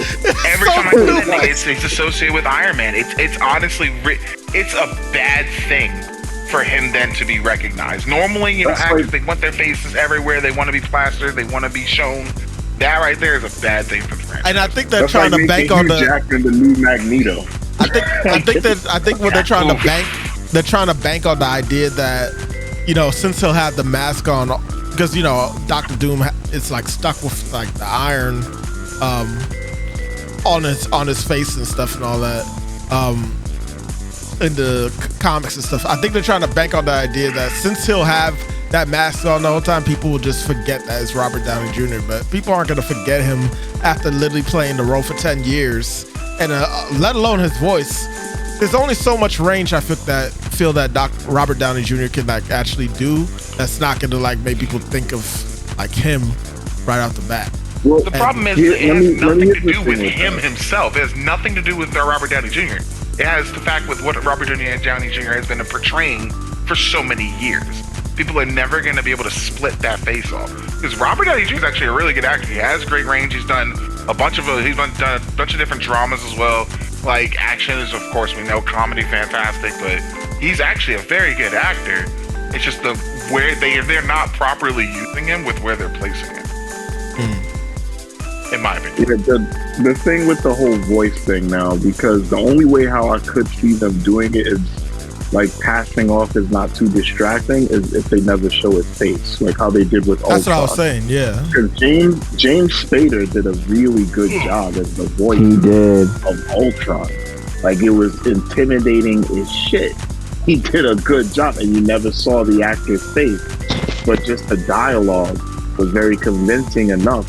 So if they do it that way where you don't even notice, like if you know, Robert changes up his tone and he sounds, you know, malicious enough, you won't really even notice it. But So- it's not. So here's my question with They that. said he's gonna have an MF Doom mask instead of the Dr. Doom mask. That's I don't know. So do you feel like they have to not that they can't like show him I don't think they should show becoming Not his face. no, not show him becoming Doctor Doom, like, and They might have just to have him because like they haven't reveal shown- him as Doctor Doom They instead. haven't shown There's gonna someone have to be some becoming background. Doctor Doom like that. Yeah, there's gonna have to be some new type of origin for this version because everybody's only used to the ones that we've seen with the other Fantastic Four films. Because that transformation was pretty cool. Yeah, How his skin started shedding and he started becoming. You talking about the original one? Yeah, that was Yeah, cool. that was dope. But they could, I think that they should only show it for like a glimpse. But if they have his face throughout the whole film, it's gonna be distracting because for a while, I'm not gonna lie, before Chris Evans was solidified as Captain America, I kept seeing him As the Human Torch. Right.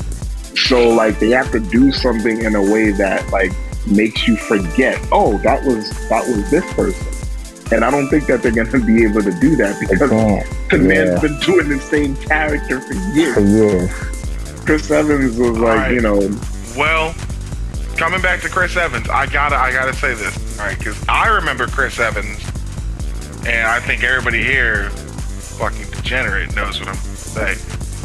I remember Chris Evans in Not Another Teen Movie when that man had whipped cream on his nipples. Oh god. And on his ass Right. with a banana. I remember that. See, you gotta remember the real acting. Alright, the stepping stone acting those niggas had to do to get to where he is. Do you understand that that's what that motherfucker had to do to get to be Captain America? And for him I'm not now gonna to lie to only you, be bro, I don't recognized even as remember Captain that. America? Sean, I'm sending you the scene, bro. Your Instagram finna pop. Hold on. I'm actually stop what I'm doing on Wukong. Put my controller down. Don't worry, John. I got you. ugly. Oh god. We got Robert Downey Jr. back in Marvel before GTA 6. Why? yeah, like it was so brief, man. Like you really thought this man wasn't gonna be in anything else associated with Marvel, and they just pulled his ass right back in there. Someone Like he's so much older now. someone quoted Disney talking to Robert Downey Jr. Till you're 90. Till you're 90. That's fucking hilarious, bro. Like I could just imagine them. Hey, you think you got another one in you? Of course I do. Of course I do. Like to me, they're just getting lazy, man. I mean, even with this thing with Harrison Ford, I love Harrison Ford, but he's too fucking old to be portraying the Red Hulk. Like, come on, man. like there's so much other better younger candidates for actors. Give them a chance Right. to portray these characters. Stop using these people that have already established Their a role, foothold in this industry. In- Yeah, like their career. they've already solidified their position in this industry. So give these other up and coming actors, ones shot. that are pretty good, a shot. You know, I don't know. Didn't what's his name again? Shit, I forgot his name. That's actually great. I agree with everything. Say, John, go ahead and take a look at Instagram for me. It's about 1 minute and 15 seconds. Mitch, go ahead and watch that. And I'm gonna let that right there needs to show you where Chris Evans came from. Know that that's where that nigga came from. Please continue. Trying to remember the actor's name. Love that guy. Shoot.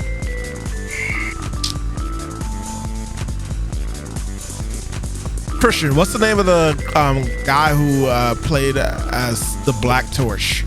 The what?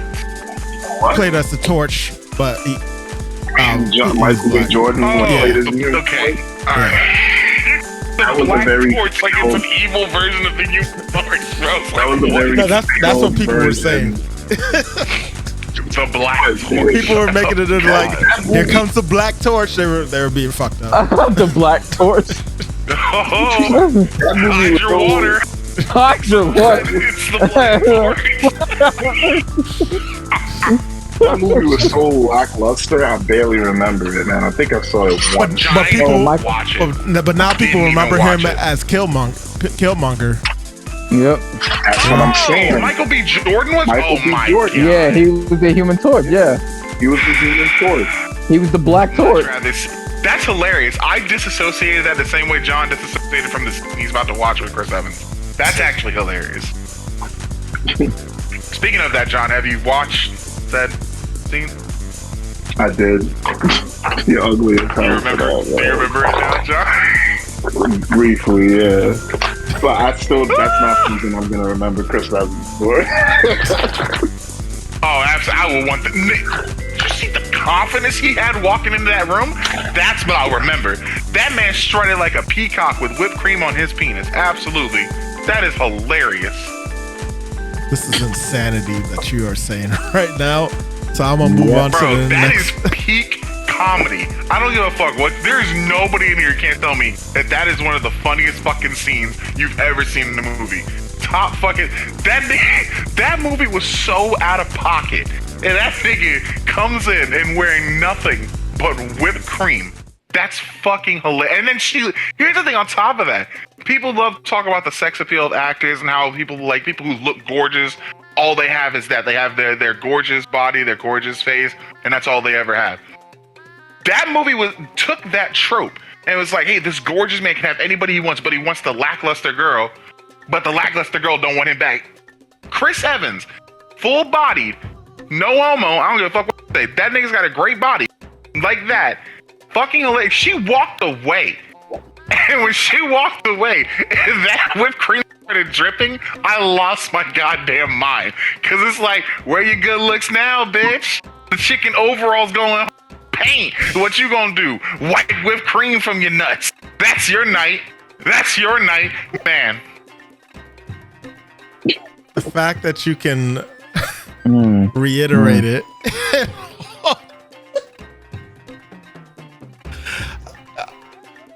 Anyway, That was very ugly. That was.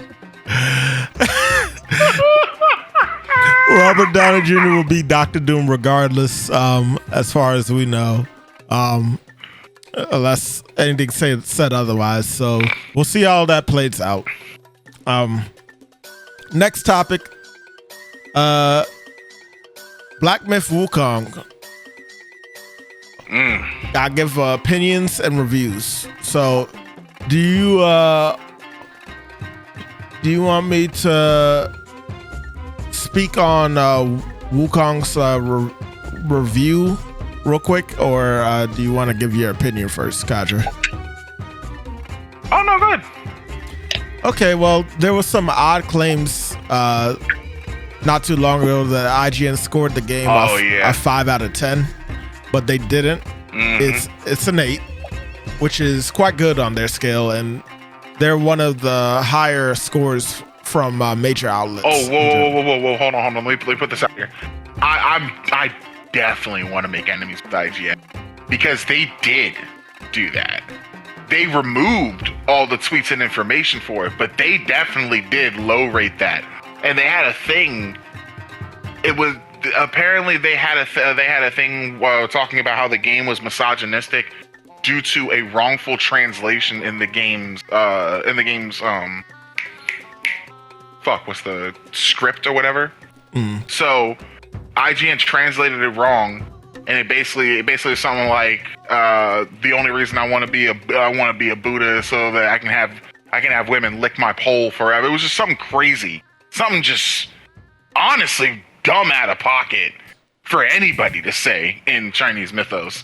Right. Threw me the fuck off.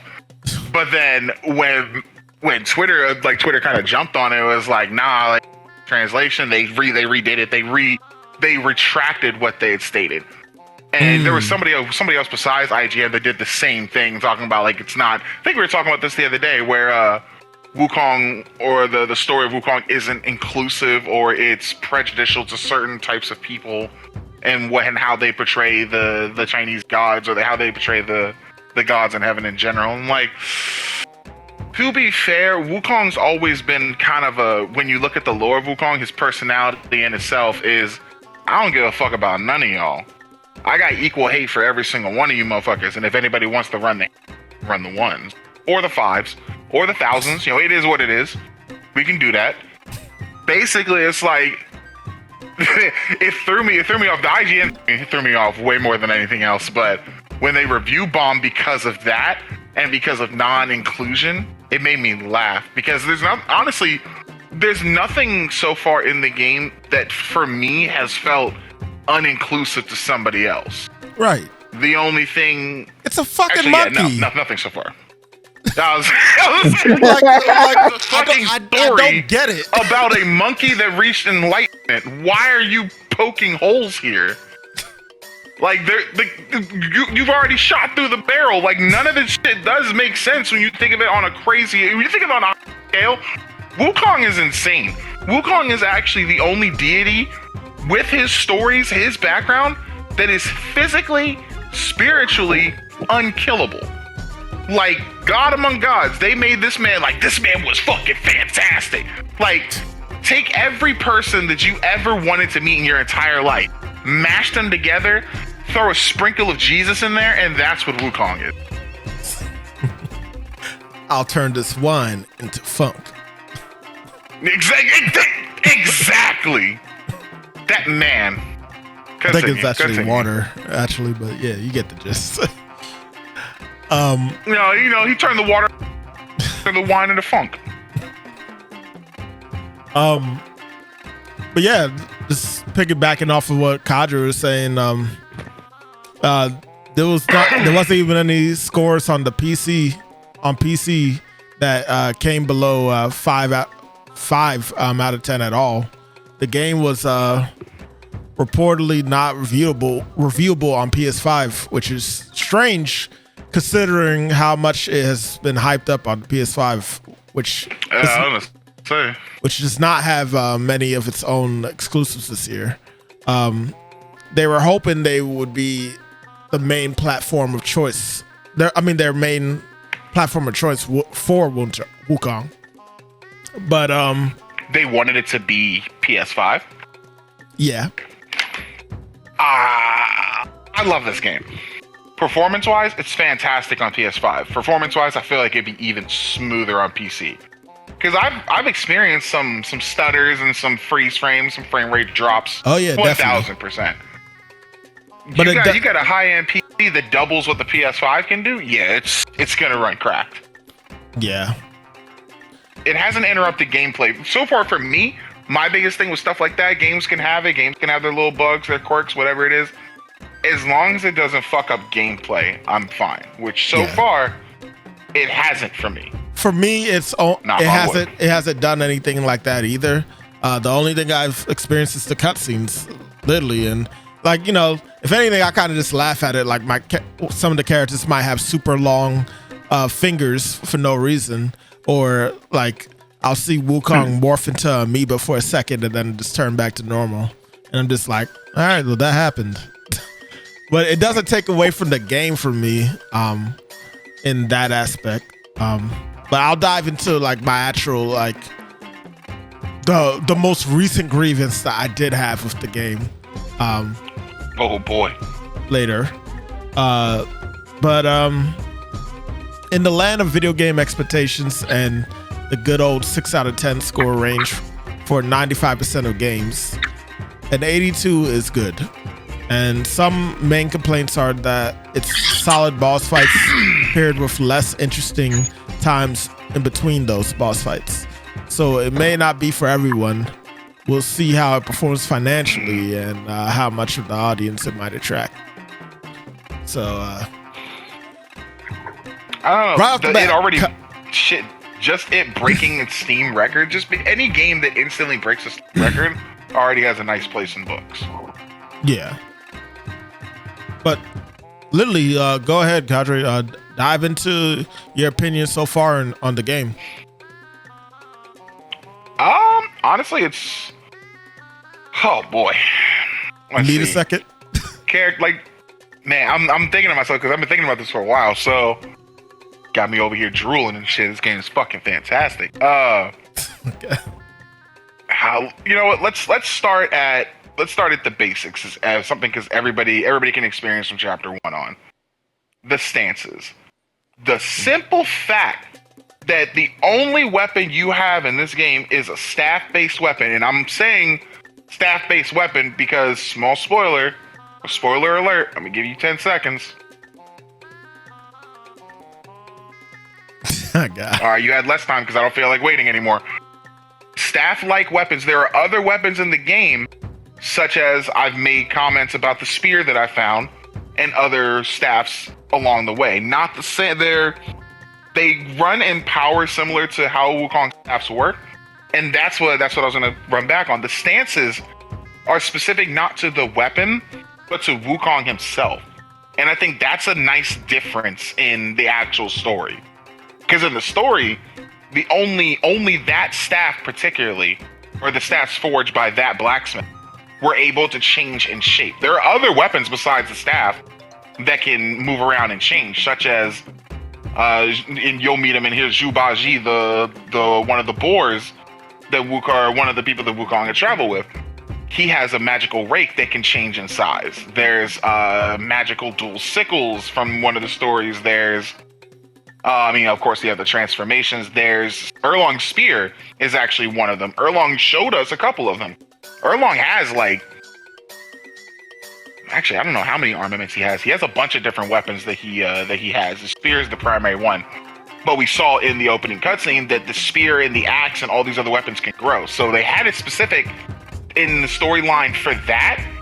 But because this isn't Wukong, they didn't tether that ability to the weapon itself. They tethered it to the enlightenment of the monkey people and Wukong's descendants. That is a nice little twist I thought was fantastic. Because if they didn't do that, the staple of Wukong, like one of Wukong's most defining features is his staff.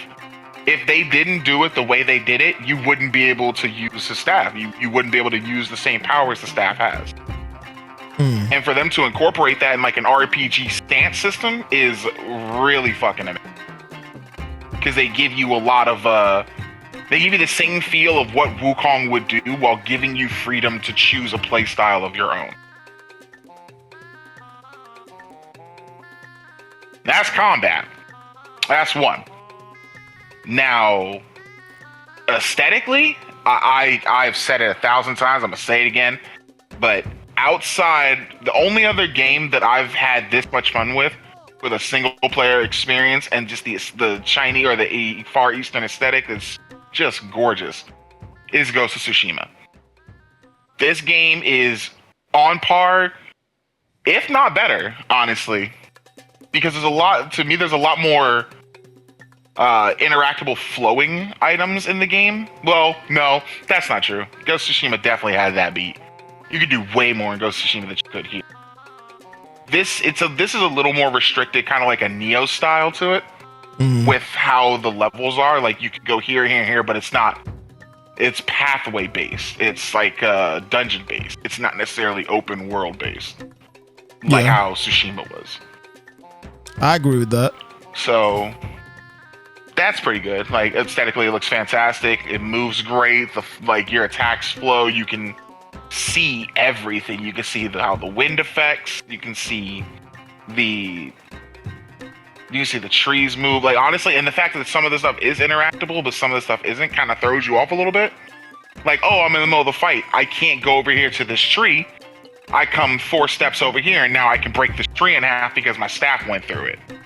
Like, having certain things interactable, certain things not, gives you a sense of mystery. Like, oh shit, that was breakable. That tree back in Act 2 that looked really out of place, I wonder if that's breakable. Kind of give you a setup for the secrets and the stuff that they have, little mysteries that you can open up. So that's really cool. That on top of that, they went pretty extensive with what you can do in every chapter. Like in terms of the areas you can do, it slowly grows from chapter 2 on. You get more, and it seems like more and more content. Like you unlock more and more areas inside the areas. Whereas there was only like 2 main areas in the first chapter. There's 3 in the second. There's like 4 in the second. There's like 6 in the third. So far, there's like 4 in the fifth, or 4 in the fourth. They do really good at being able to fill the air. You're always doing something.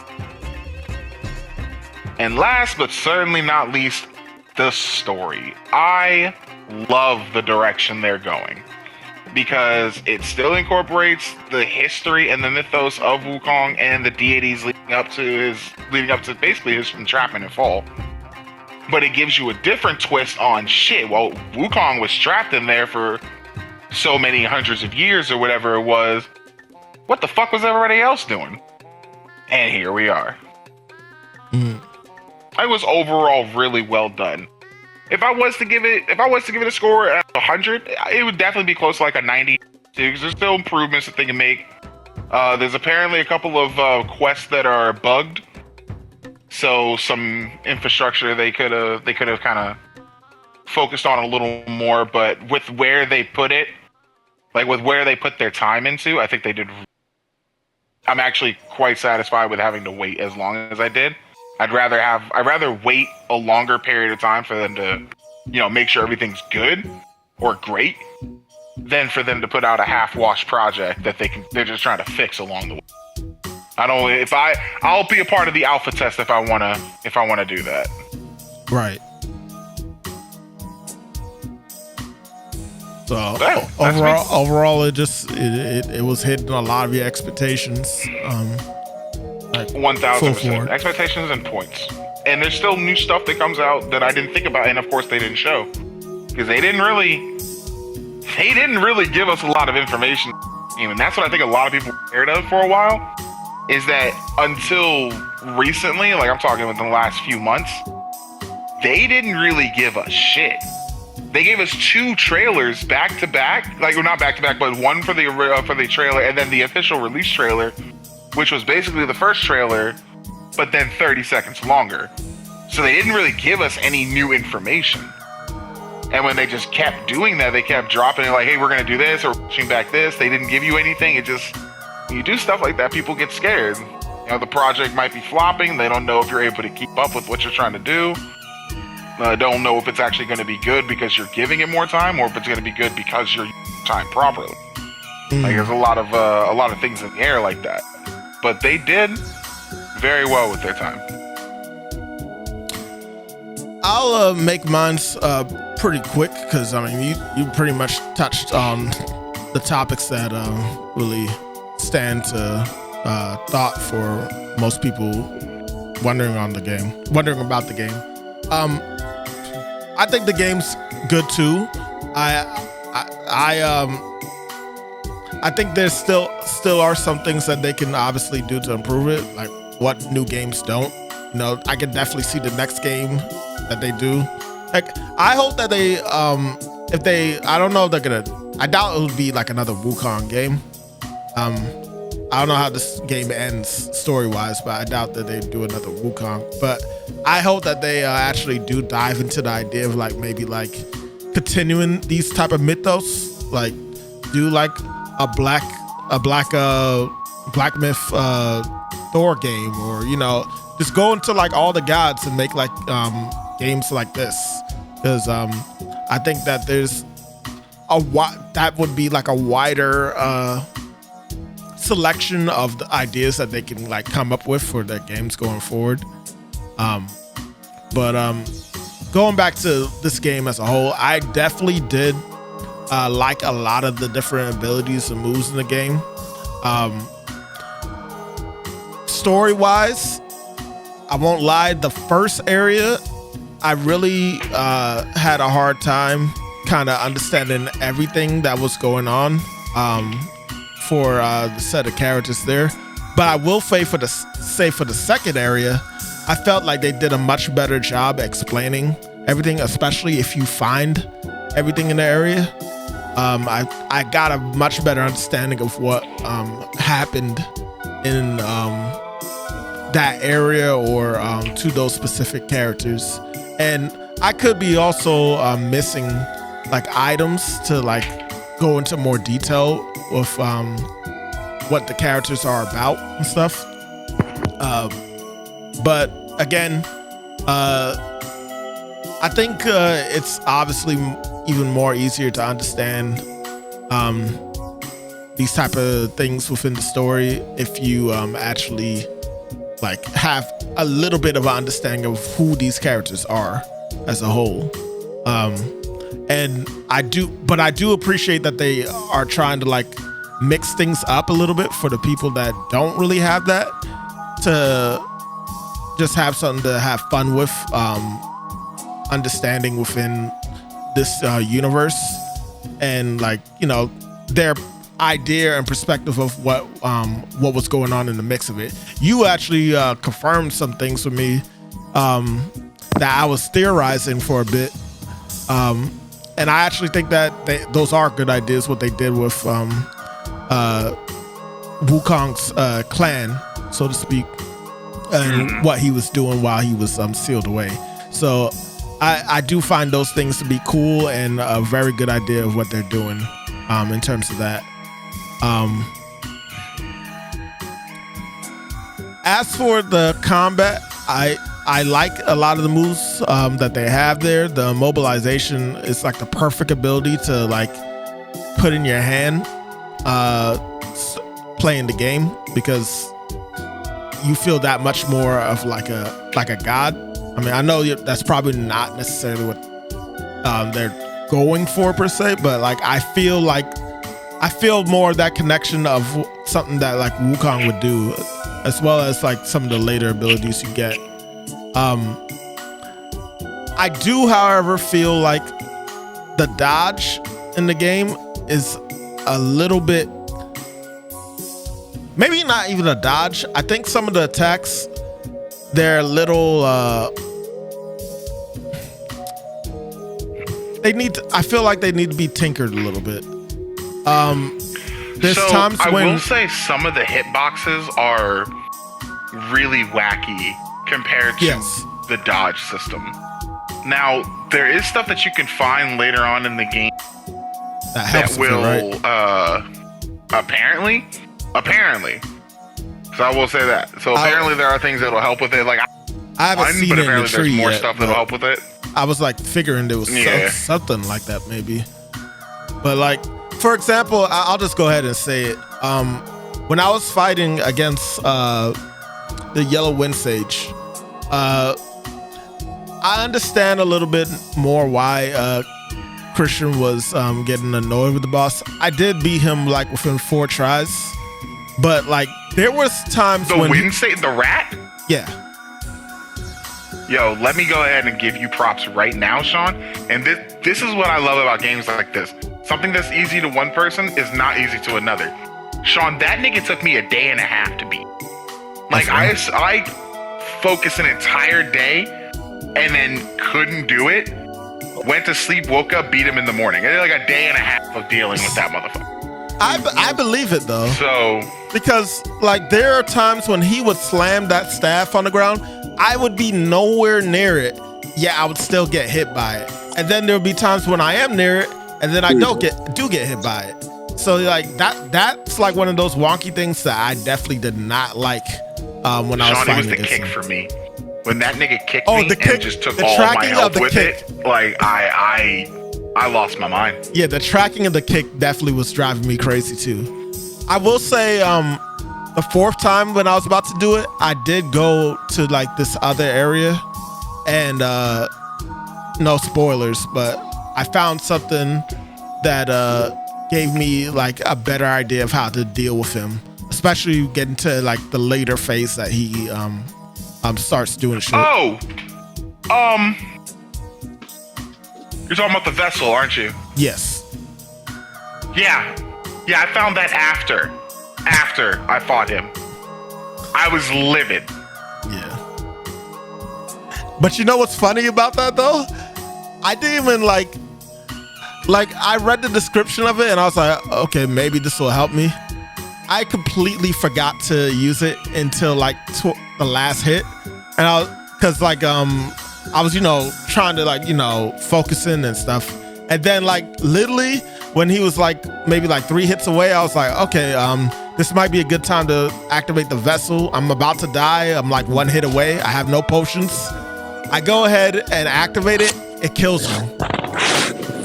Like it instantly kills him. I don't know what the description of that vessel actually is, but like when I activated it, it actually killed him, and I don't know. So why. The vessels, I think all the vessels do this as well.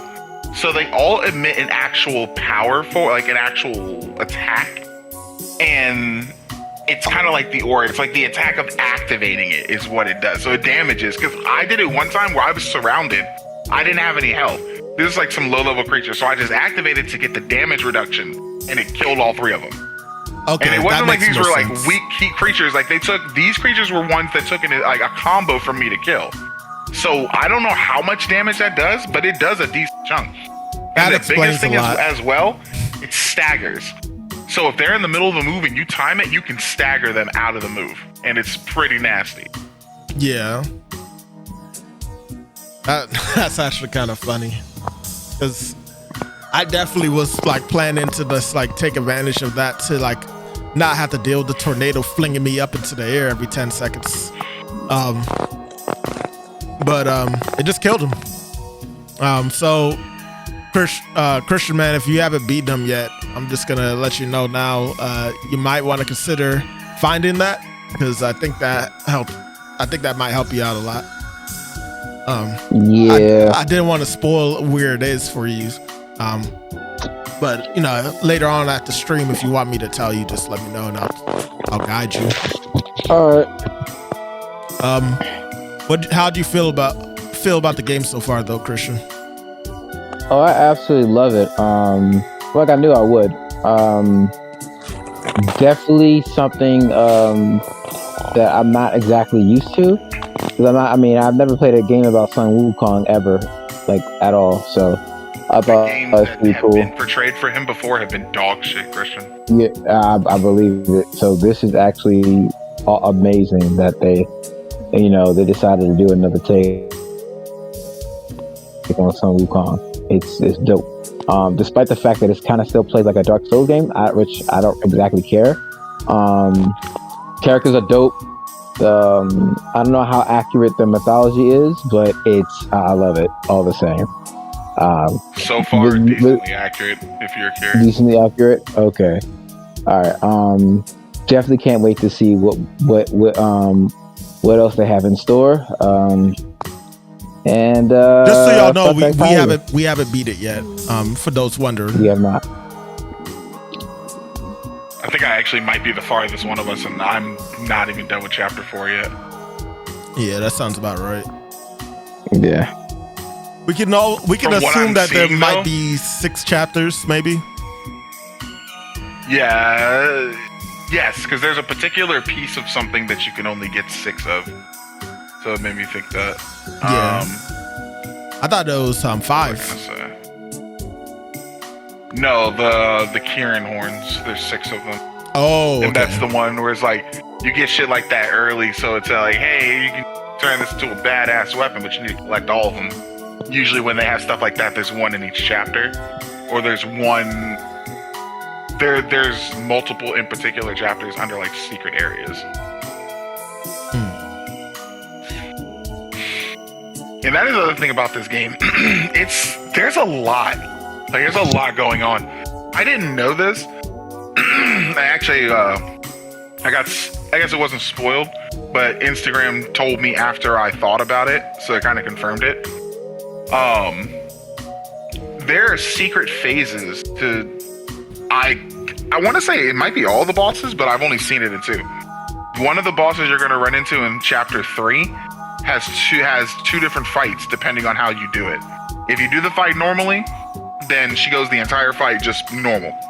But And the brothers. if you deal, I think it was like 30 or 40% of her health bar within within a consistent combo.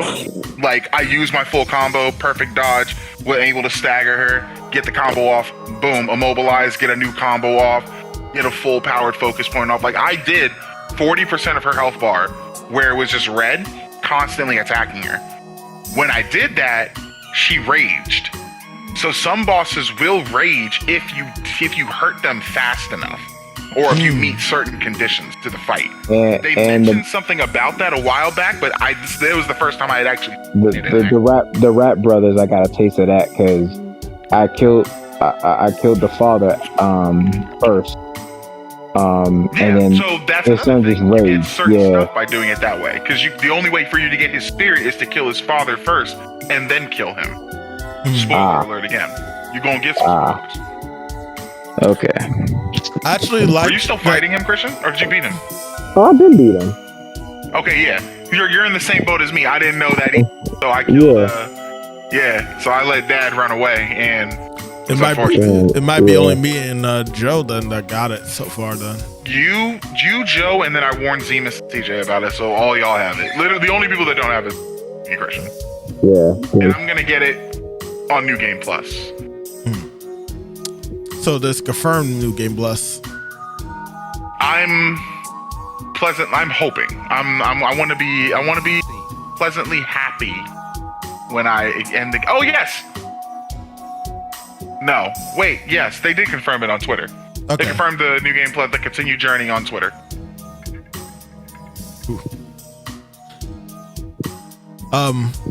So yeah, looking forward to that. Because I've done just about everything I could think of. There are certain, I think the area I'm in either doesn't have a secret area or I haven't found it yet.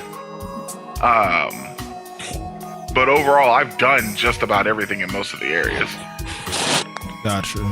There's a couple things I went back on, like the Shanandong fight that you did, Sean. I didn't know that guy was even there, so went back and fought him. So I mean, game. I can go on and on. I mean, like, this is your game, man. I'm all fine with it. I've been waiting for this for so long. I will say one thing that I do like is some of the.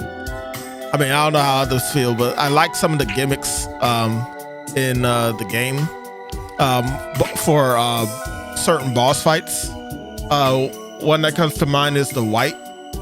There's a secret boss fight with a White where you can actually kill his like followers or whatever that are nearby, and they can actually heal you just as well as they can heal him.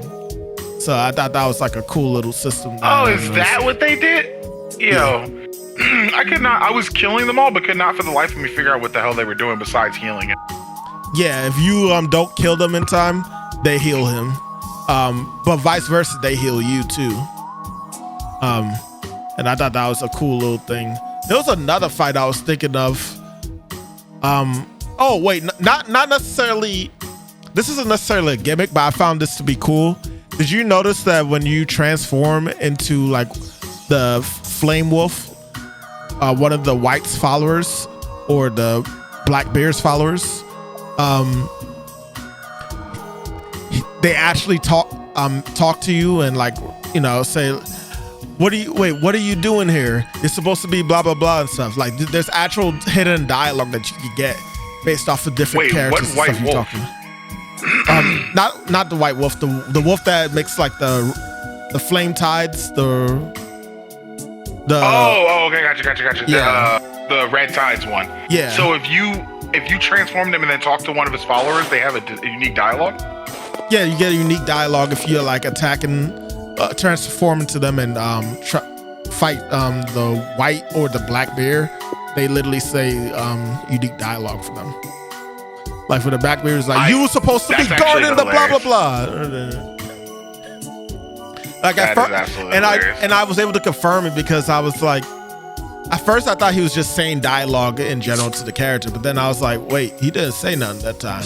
And then as soon as I transformed into one of the disciples, they instantly was just like, oh, you're supposed to be doing blah, blah, blah, blah, blah, blah. And I was like, oh, okay.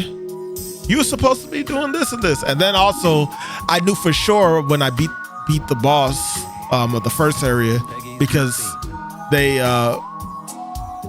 brought up when they were telling the story, I like learned who the disciples were to the white guy and the black bear. So I thought that was like a cool little, those tiny little things like that are cool to see in the game. The acknowledgement. I love those little Easter eggs that pop up. Yeah. But there were some other fights. I can't think of it right now, but there were other fights that I did that I was like, oh, this is a cool little gimmick that they got going on for this fight. I like this. Yeah. Last game that I played that was Wukong based, I was just gonna put it out there, was Enslaved: Odyssey to the West. And let me tell you, it only has Wukong in name. Nothing else. So great job to Game Science. I hope they keep it up.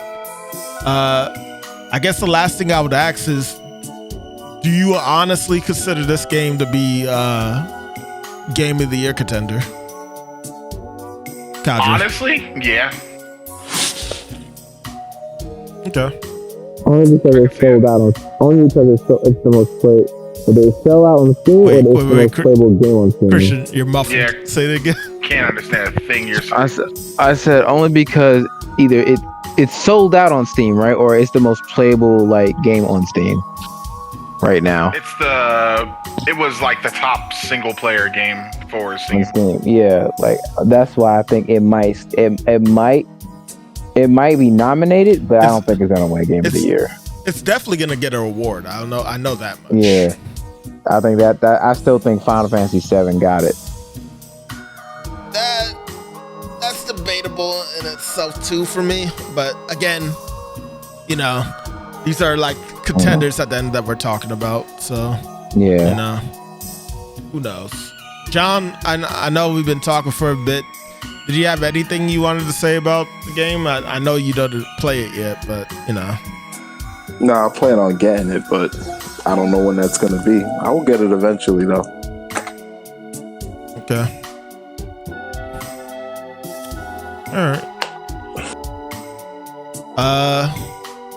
Let's try and get these last two topics out the way then.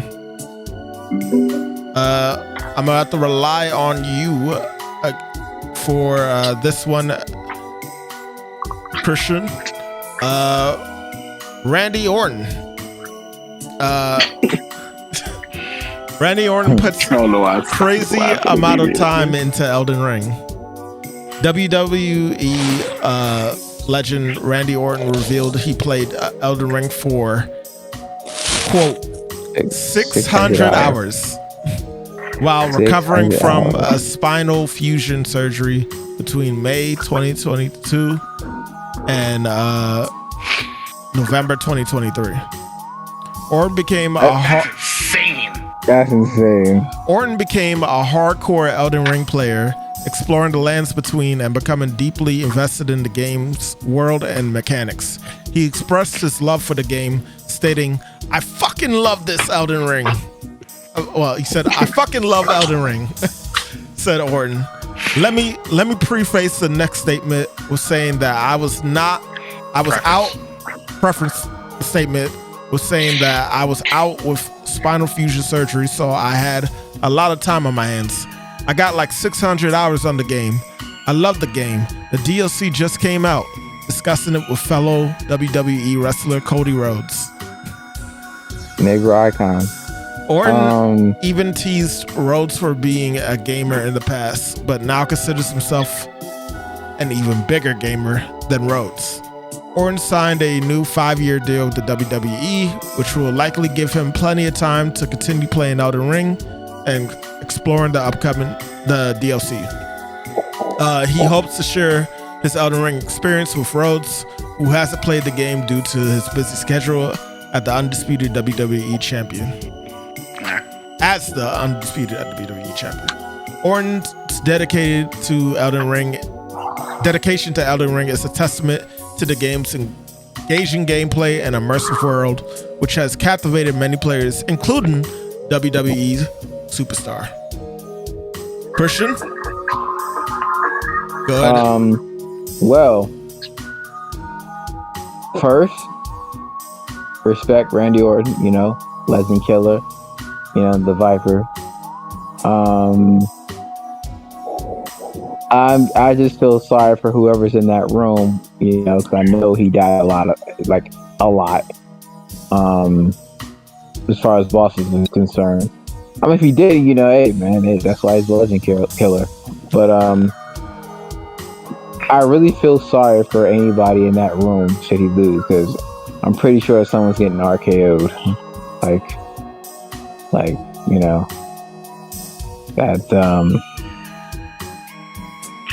Now I won't want to be in there,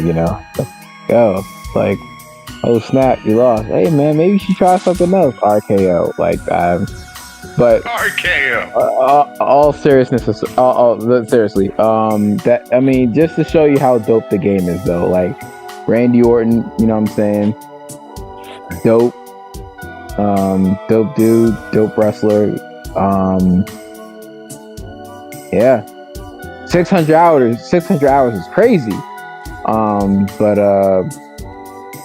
Yeah, man, Elden Ring is just that game.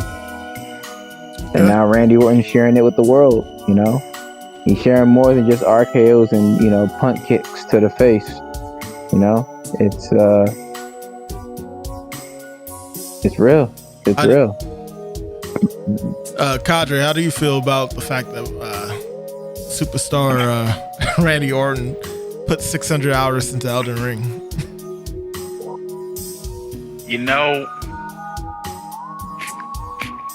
Hold on.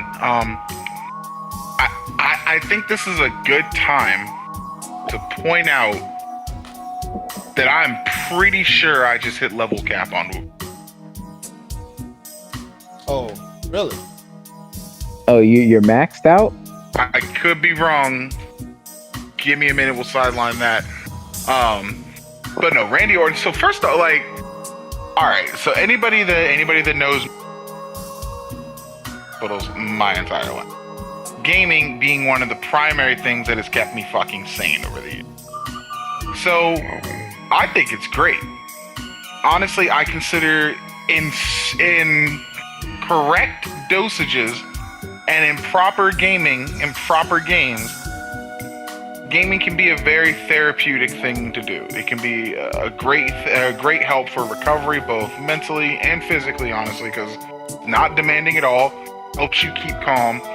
And anybody who's been stuck in those situations where they got a broken leg or stuck in the house for so long, and especially somebody who's a social creature like Randy Orton, he himself, I don't know personally if he's a social creature, but he's in the limelight. So for him to swap out being well known to just being stuck with himself, basically, not many people can do that properly, especially if they have no other choice. It's one thing is if you choose to stay inside the house, but you have to stay in there for 3 months to heal. You're not allowed to go anywhere. You're not allowed to do anything. That sucks. So for him to take that time and delve into a game like that, more power to you. Great job. Elden Ring? Not the game I would have thought you were gonna go with. Right. Real talk. That was definitely left field for sure.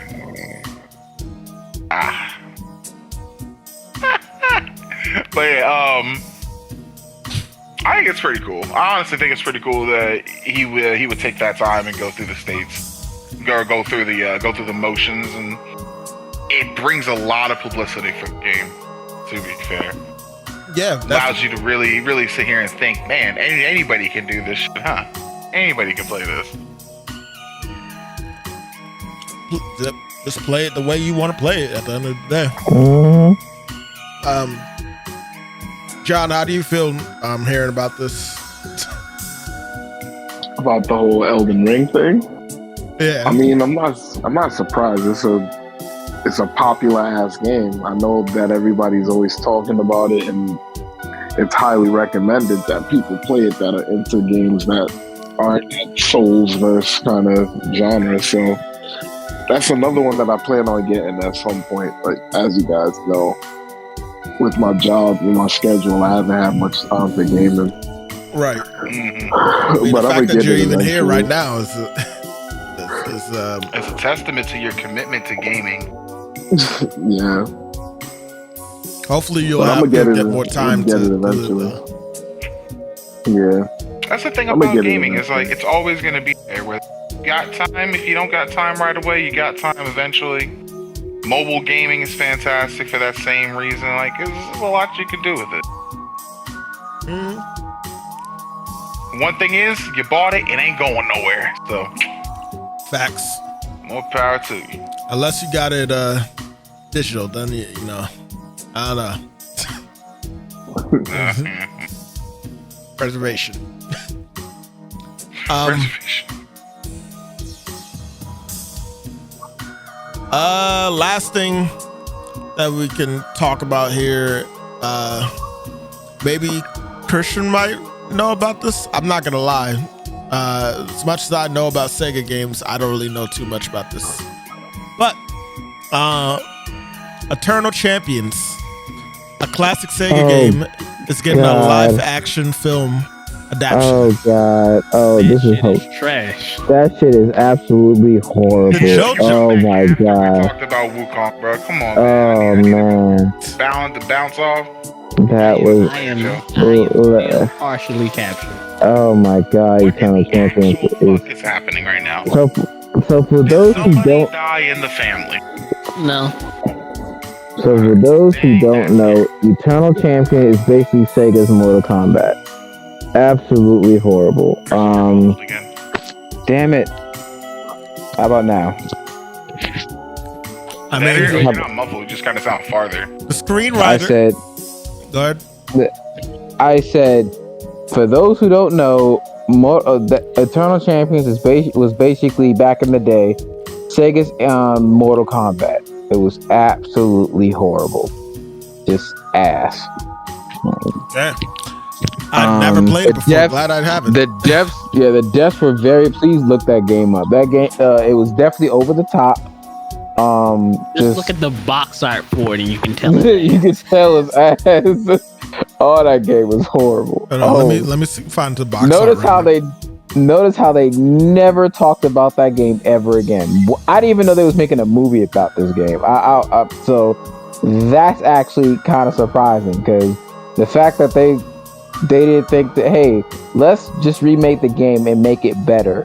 No, Well- we're just gonna make it a Well, movie. that's what I was gonna dive into. It was the fact that they're literally doing it because they're trying to renew interest in Eternal Champions Nigga, nobody even knows what that And- is. Nobody knows what that and, game is. and potentially a new game title.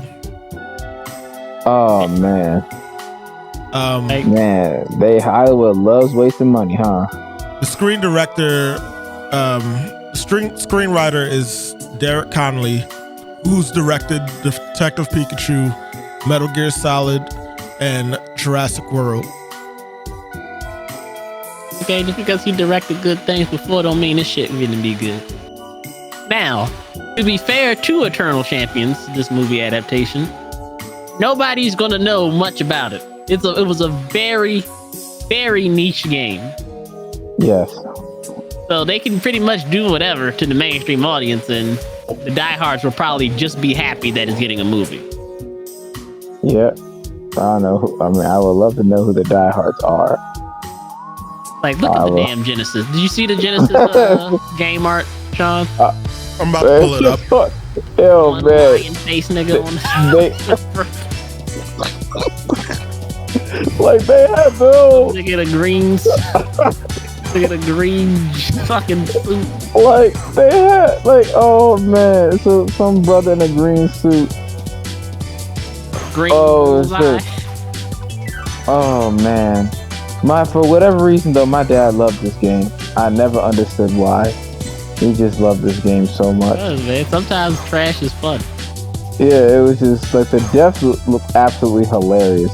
Like all the deaths were hilarious. He had it for the Sega CD. Oh, it was hilarious. Okay.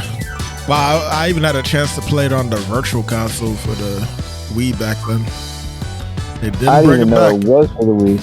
I didn't even know it was. They put it on the Wii. That's hilarious. I thought this game was just lost in time forever. Apparently not. That is hilarious. Yeah, a lot of these characters look Like it's like I'm pleasantly surprised that they're doing it.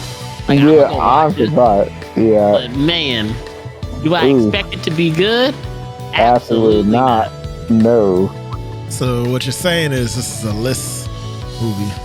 this is a list movie Like, indeed. here's what it has the possibility of being. It has the possibility of being. Remember the original Mortal Kombat movie and those original first two? It has the potential of being that. Because it's so niche, they might just be able to do whatever the fuck they want and make it bad good. What the hell is this? Sean, we should do a playthrough. Is this what's his name? Yeah, look like Lion-O, right? Yeah. What the fuck is going on? The other guy just looks like Blade in a Deadshot outfit. Blade. That nigga. And is that Inspector Gadget at the top? The fuck is going on? I told you that is whack ass. Unexpected gadget. They got Cyborg. Fake ogre at the bottom. Oh man.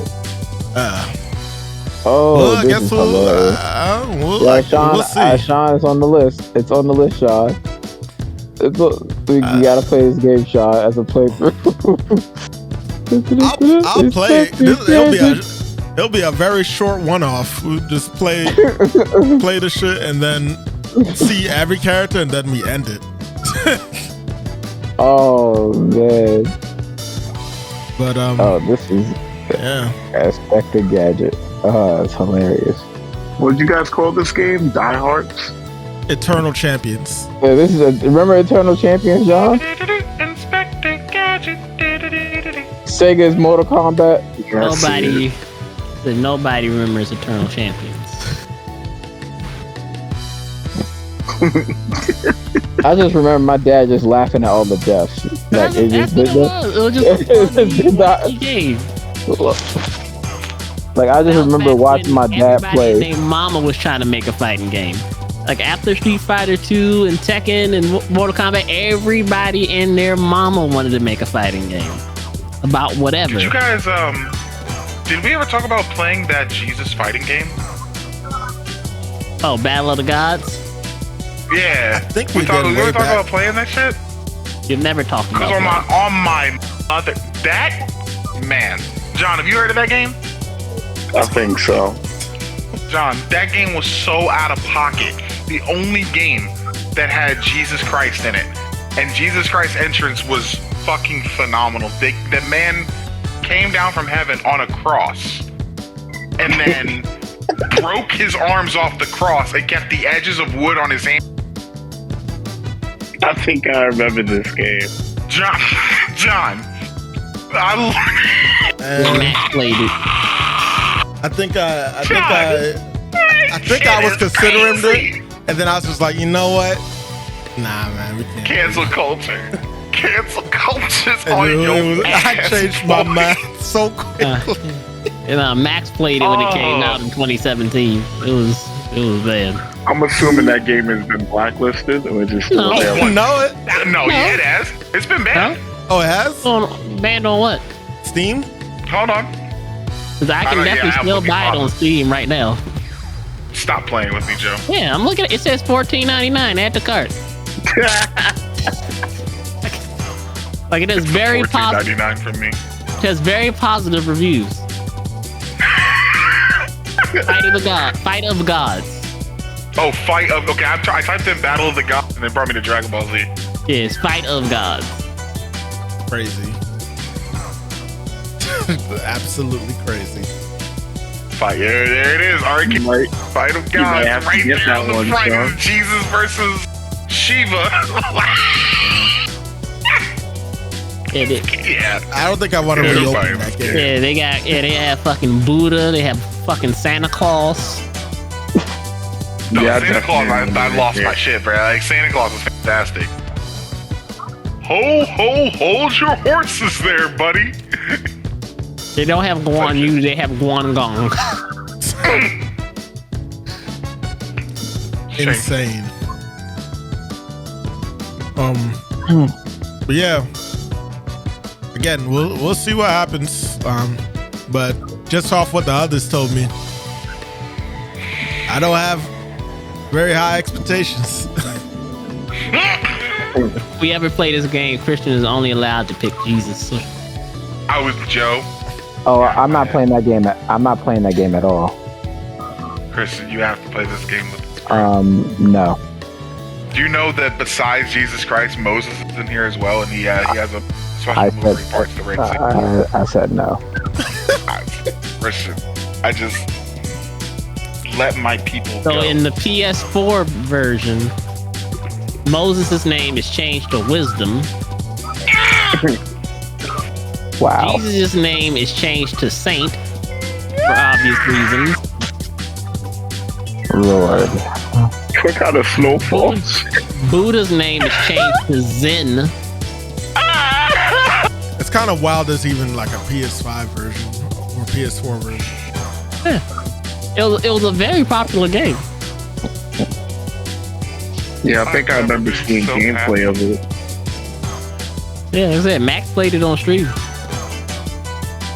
That is fucking hilarious. He was beating people's ass with Jesus. Okay, I did not hit Cap, by the way. Oh my god. Okay. What's Gotcha. it called? Battle Gods? Fight of Gods. Fight of Gods. You go look at it, Christian? Wow. You go look at some gameplay, Christian. Go look at the it was like an 88 combo Jesus combo. They have it for the Switch. Christian. They have it for the Switch. They have it for the Switch, Christian. You get to mobily fight with Jesus. Crap. I'm sorry, Saint. My bad. The only reason I was sold on the game is because it had Jesus Christ in it. That's the only reason I was. As soon as I heard of that game, it was like Jesus Christ got you. All right. Well, I think we're gonna wrap things up now. Only other In thing your that face, Xbox. only thing I had left over was that was about Gamescom. It happened this past week, or was it? Yeah, this past week. And You want to talk about how Monster Hunter said fuck Xbox? I think you do. Go ahead. Go. So are we gonna talk about it? I didn't have that in my notes. What's the deal with that? So basically, they didn't appreciate that they put fucking World on fucking Game Pass. Or not World, Rise on Game Pass. They ain't like that shit. So now it's still coming to Xbox That's Series. a lot of money. So yeah, so now it's still coming to Xbox Series X and S. But they said, nigga, if you put this shit on Game Pass, you won't get another Monster Hunter ever. There's an article that said that. Cause it was something. It was Twitter. They might have just been talking shit. I mean, even if they're on Twitter talking shit, Xbox should probably take that seriously. They really kind of be doing whatever when they get a little leeway with something, and I think the Capcom was just like, slow your roll, buddy. Know your place. Ooh, what is this? Oh god, I'm gonna die. Okay. And I actually didn't know about that either. That's even funnier. Xbox taking these L's, man. My And son. it's not even like.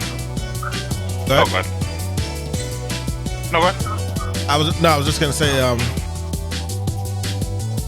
my son was shown during Gamescom, as well, and it's looking better than ever. You know? I like the improvements that they made to the combat. I feel like I'm repeating myself because I feel like I said this with the last trailer, so I'm not gonna really dive too deep. But I do like the little scatter shot. Basically, Somebody said Jesus versus Santa Claus is wild. that they did for the bow. That's all though.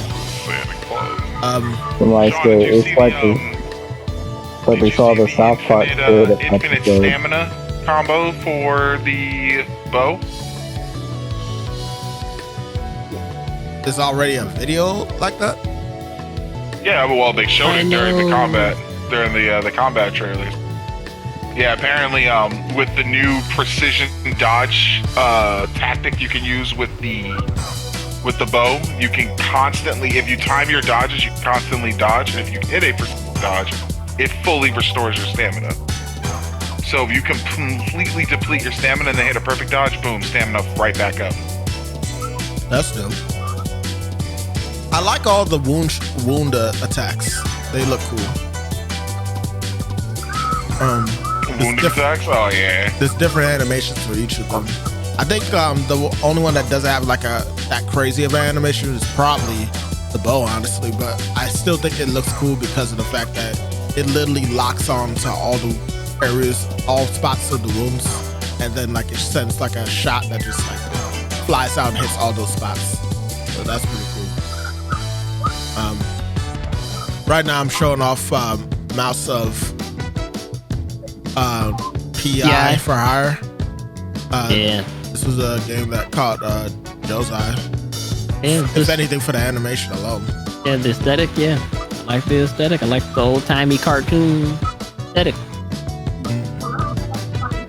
Like the Cuphead aesthetic. Basically, yeah. Back in the day. Other than that, though, there wasn't really any other games that were shown during Gamescom that caught anyone's real eyes, really. Borderlands 4 is coming out. You know they had Yes, to do it that is. because of how that movie did. I feel like that was a direct, like, I feel like it was going to come, it was coming out anyway. They It was already coming, made the yeah. plan. But with the movie being so bad, like, you know what? We're going to put this out at Gamescom and we're not even going to talk about the movie. Yeah. Like, It's we really ain't funny finna they talk didn't. about Like, it. there was no mention, but like not even in the people even really, they didn't Yep. really acknowledge it. It's just like, Cause you like it was normally when like shit like evolution. this, yeah, normally when shit like this happens, like, oh, and we're gonna have skins from the movie you can play as. What you call it in this skin? They ain't say there was none of that. They said scrap that shit. Nobody wants to be Kevin Hart.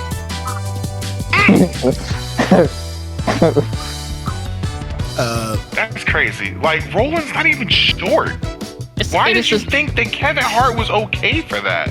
It's a shame because is immediately when people were excited when they heard the movie was coming, and then when they saw Kevin Hart, that excitement immediately turned to dread because they're like, "Oh, this is gonna be ass.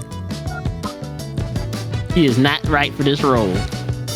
Not Kevin Hart's fault. It was whoever cast Kevin Hart in the role's fault. Yeah. Anybody who cast him, if they play Borderlands, they're not a fan because they should know that that was wrong. That was a pure It's setup. like what's his name? Jesse Eisenberg is Lex Luthor and Batman v Superman. I'm a harp on that forever. Because as soon as I saw that casting decision, I was like, nope. Not Lex Luthor. They don't get it. Not Lex Luthor. Jesse Eisenberg? No. They also did they showed that there's a new Mafia coming out. Oh yeah, I can't wait for that. That was a remake. Is it a new one? No, it's a new one. It's the prequel to all of them. Mafia, Okay, the old that's country. what it was. Yeah, the old country. They got it. I know Leo Gigante is gonna be the main character. I know it for a fact. Who? It's a character from the Mafia 2 games, the Mafia 2 game and Mafia 3. I'm gonna be ignorant right here. Is Mafia based? Is the Mafia games also pulling for like the movies? No, Okay. What movie, Sean? it's his own thing. I want to say, but I'm going to defend you here, Sean, and instantly say there is no particular movie specifically to associate with just Mafia. Mafia is just as a whole. Like, there's different teams. Oh, yeah. There's the Italian Mafia, there's the Spanish Mafia, there's the Albanian Mafia. There's no movie and or game that It's just Mafia. lore for Mafia type shit like that. No, it's not. Like, unless you want to do like the games around Al Capone, who just made their names as gangsters, but yeah, there's no backstory to that. Right.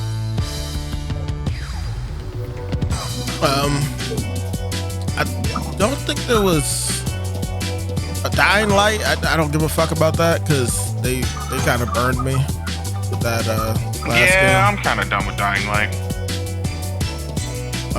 I was done with Dying Light before the last game. That's why I didn't play it with you.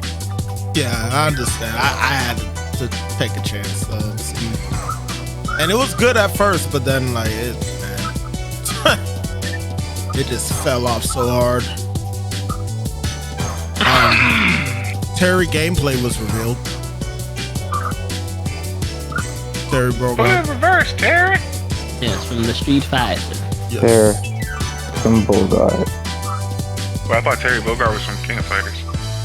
Yes, he's technically from another Fate game, of City of Fate Wolves. of Fury. but he didn't went to King of Fighters, and now he's Yeah, he's from Fatal Fury. Okay. Oh, I just found an item for my gourd. When using the gourd, grants a considerable chance to take a sip without consuming the gourd use. Gourd. That's nasty. Gourd juice. Sniper Elite, if people still enjoy that game. It's not a bad Man. game. But So I know. So time out. I gotta come at Christian for a second, real quick, just because What? it's something funny. No, because somebody said Jeff Keighley released a statement regarding speculation that the first trailer for Sonic 3 will be shown at Gamescom this Tuesday. And I know it's a fake tweet, but it's hilarious. But it said, to even entertain the thought that a Sonic 3 trailer would grace my event is an insult to the divine standards I uphold. Only the most deserving of creations are worthy of being showcased in my events. Let this be a lesson to all who dare to question my judgment. That's hilarious. if he would have really actually said some shit like that, I would have. Watch comedy, like. No, I would have died laughing. So he said, I would have found him. Oh no, because it is stupid. I don't know why people were expecting it at Gamescom. That was crazy though. When the fuck is Avowed coming out for Xbox? They've been showing that shit forever. Avowed? Yeah. I think they already gave us the release date. I wasn't expecting the show at Gamescom. I wasn't expecting that at all. Oh, this is gross. It's a game called Directive 8020 coming out. Looks like a. That made me think about Order 1866 or 1886, whatever the fuck it was. Made me think about that game. I never got a chance to play that game. And when I saw that thing come out, I was like, man, that's got to be the same thing, right? Probably not. And now I'm sad. Ooh-wee. No Room in Hell 2, apparently. I didn't know there was a first one. They probably made room. So, Got you there. Man. I don't think there's anything else. Oh, they did do Dune Awakening gameplay, which I'm not gonna lie, it actually did look pretty cool. I mean, I'll let y'all look at that when y'all have the time and decide. If you think I saw a lot of indie stuff on Twitter, like Might Ray and some other things. Yeah, there was some cool indie stuff. I think Towerborn is an indie game as well. Of course, they shown Dragon Ball stuff. Yeah. At this point, it's like, get the fucking game out. They also did Little Nightmares 3 trailer. I was What about pretty happy. four? That game needs to be done, bro. Apparently people were really hyped for Reanimal. I don't know too much about it, but I People would are imagine. hype for all animals. Animal Crossing. They showed off. I don't want to butcher her name, so I'm just gonna say the first name. Mai. They showed off her gameplay. Masha Nui. Yeah. My Sharona. Might put Joey in timeout. Ah. Lisa wasn't me. Well, actually, it's great timing. I'll be back. We're almost Sure. done anyway. Put himself in timeout. Good. Marvel Rivals got a release date. It's coming in December 6th this year. And they showed off 2 other characters, Captain America and the Winter Soldier. And they actually showed the gameplay of Civilization 7. I don't really know what I should be looking for that's Nothing. different here Just besides wait till it better comes out. graphics. Wait till it comes out. It Wait looked- till it comes out. It looks does look good. nice though. Yeah. It's just I couldn't tell you what's different just looking at it. I'm waiting on. But what's Nintendo doing? Where's What is Pokemon Legends Z through 8? What's that gonna be? When that coming out? There's apparently a rumor that there's supposed to be a Nintendo Direct 4 days from now.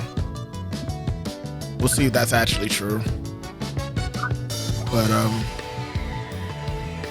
oh yeah, I guess this is something that maybe y'all want to speak on real quick. That annoyed y'all. Batman Arkham Shadow, the VR game. Goodness. I'm just annoyed that they keep making Batman Arkham stuff and it's always just new VR shit. It's just like, come on, man. Like, brother wants a new, like, I'll take a new Batman Arkham game. Like, I really been wanting to go back and be the Dark Knight or even Robin or one of them. New story, pick it up where Batman's dead. I don't care. I've been waiting for a new one, and you keep bringing out fucking VR game after VR game after VR game, rehashing old shit. It's just disappointing to me personally. Christian. As far as I'm concerned, the last Arkham game was Arkham Knight. So I mean, it was really, but you know. yeah. So I don't really like. The second I saw VR, I just became extremely uninterested in the game. So I was just like, okay, VR, cool. Good luck getting people to buy that, you know. So VR sales definitely aren't doing well on either side. So yeah. Inzoi, looks like they're trying to take on The Sims. Looks actually really good. I gotta say, am I gonna get it? 90% chance no. But it does look really good. I won't deny that.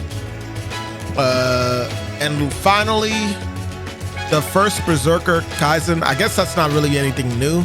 because they did announce it a while back. But the More gameplay. It's looking better. yeah, and I actually do like the voice acting in it. So Yeah, Clive. yeah, I didn't realize that until Magic told me about it. I was just like, oh, okay, interesting.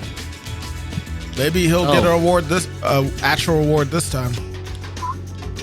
I still think he should have won it last time. He should have. He really should have gotten a reward for his acting. Who? Clive. Clive, the guy who voices Clive. Yeah, he should have. And in pop culture news, AEW All In happened today. Yep. Yes, it did. Yep. I did not watch it. So you can't give any insight on it. I didn't watch it either. It's a pay-per-view. I don't buy wrestling pay-per-views anymore. I got Peacock. So if it ain't on Peacock, I ain't watching it. Yeah. WWE put this up on Peacock. You think I'm about to pay $60 to watch AEW, a promotion that I don't even like? I'll wait on the Jim Cornette review. Crazy. That shit's hilarious. Sean, when I tell you his reviews for this shit is fucking hilarious. That's the only reason why I know why stuff is going to be going on in AEW, because I just wait for the review. I go on Twitter the night AEW stuff is happening to see what happened and to see reactions, and then I wait on Jim Cornette's video. Crazy. Yep. Also, pop culture.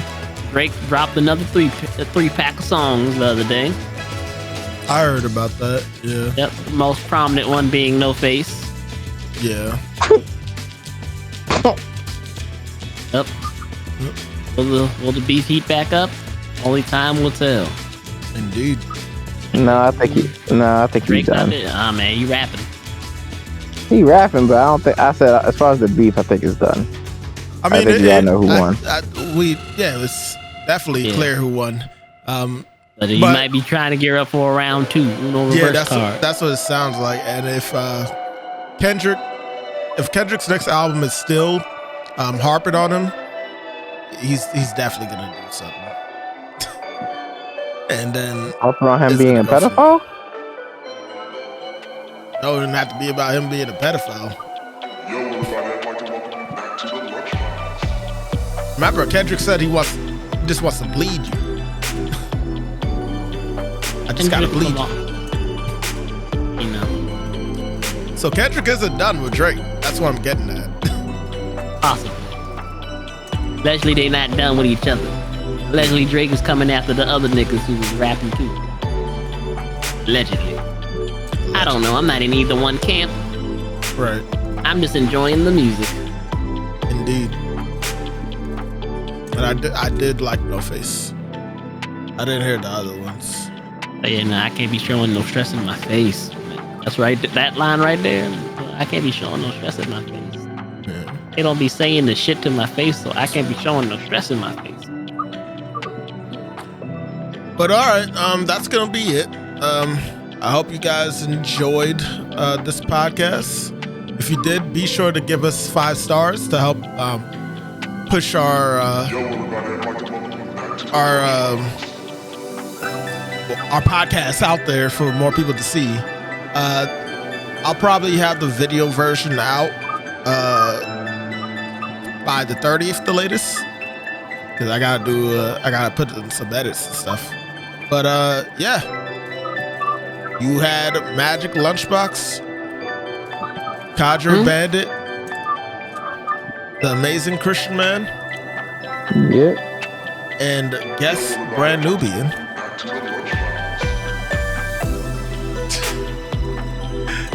Thanks again for coming to the episode, Brand Nubian. And me, the Loaf King. I think I already said that, but regardless, if you didn't know, you should always stay lunching. Catch y'all later. Peace.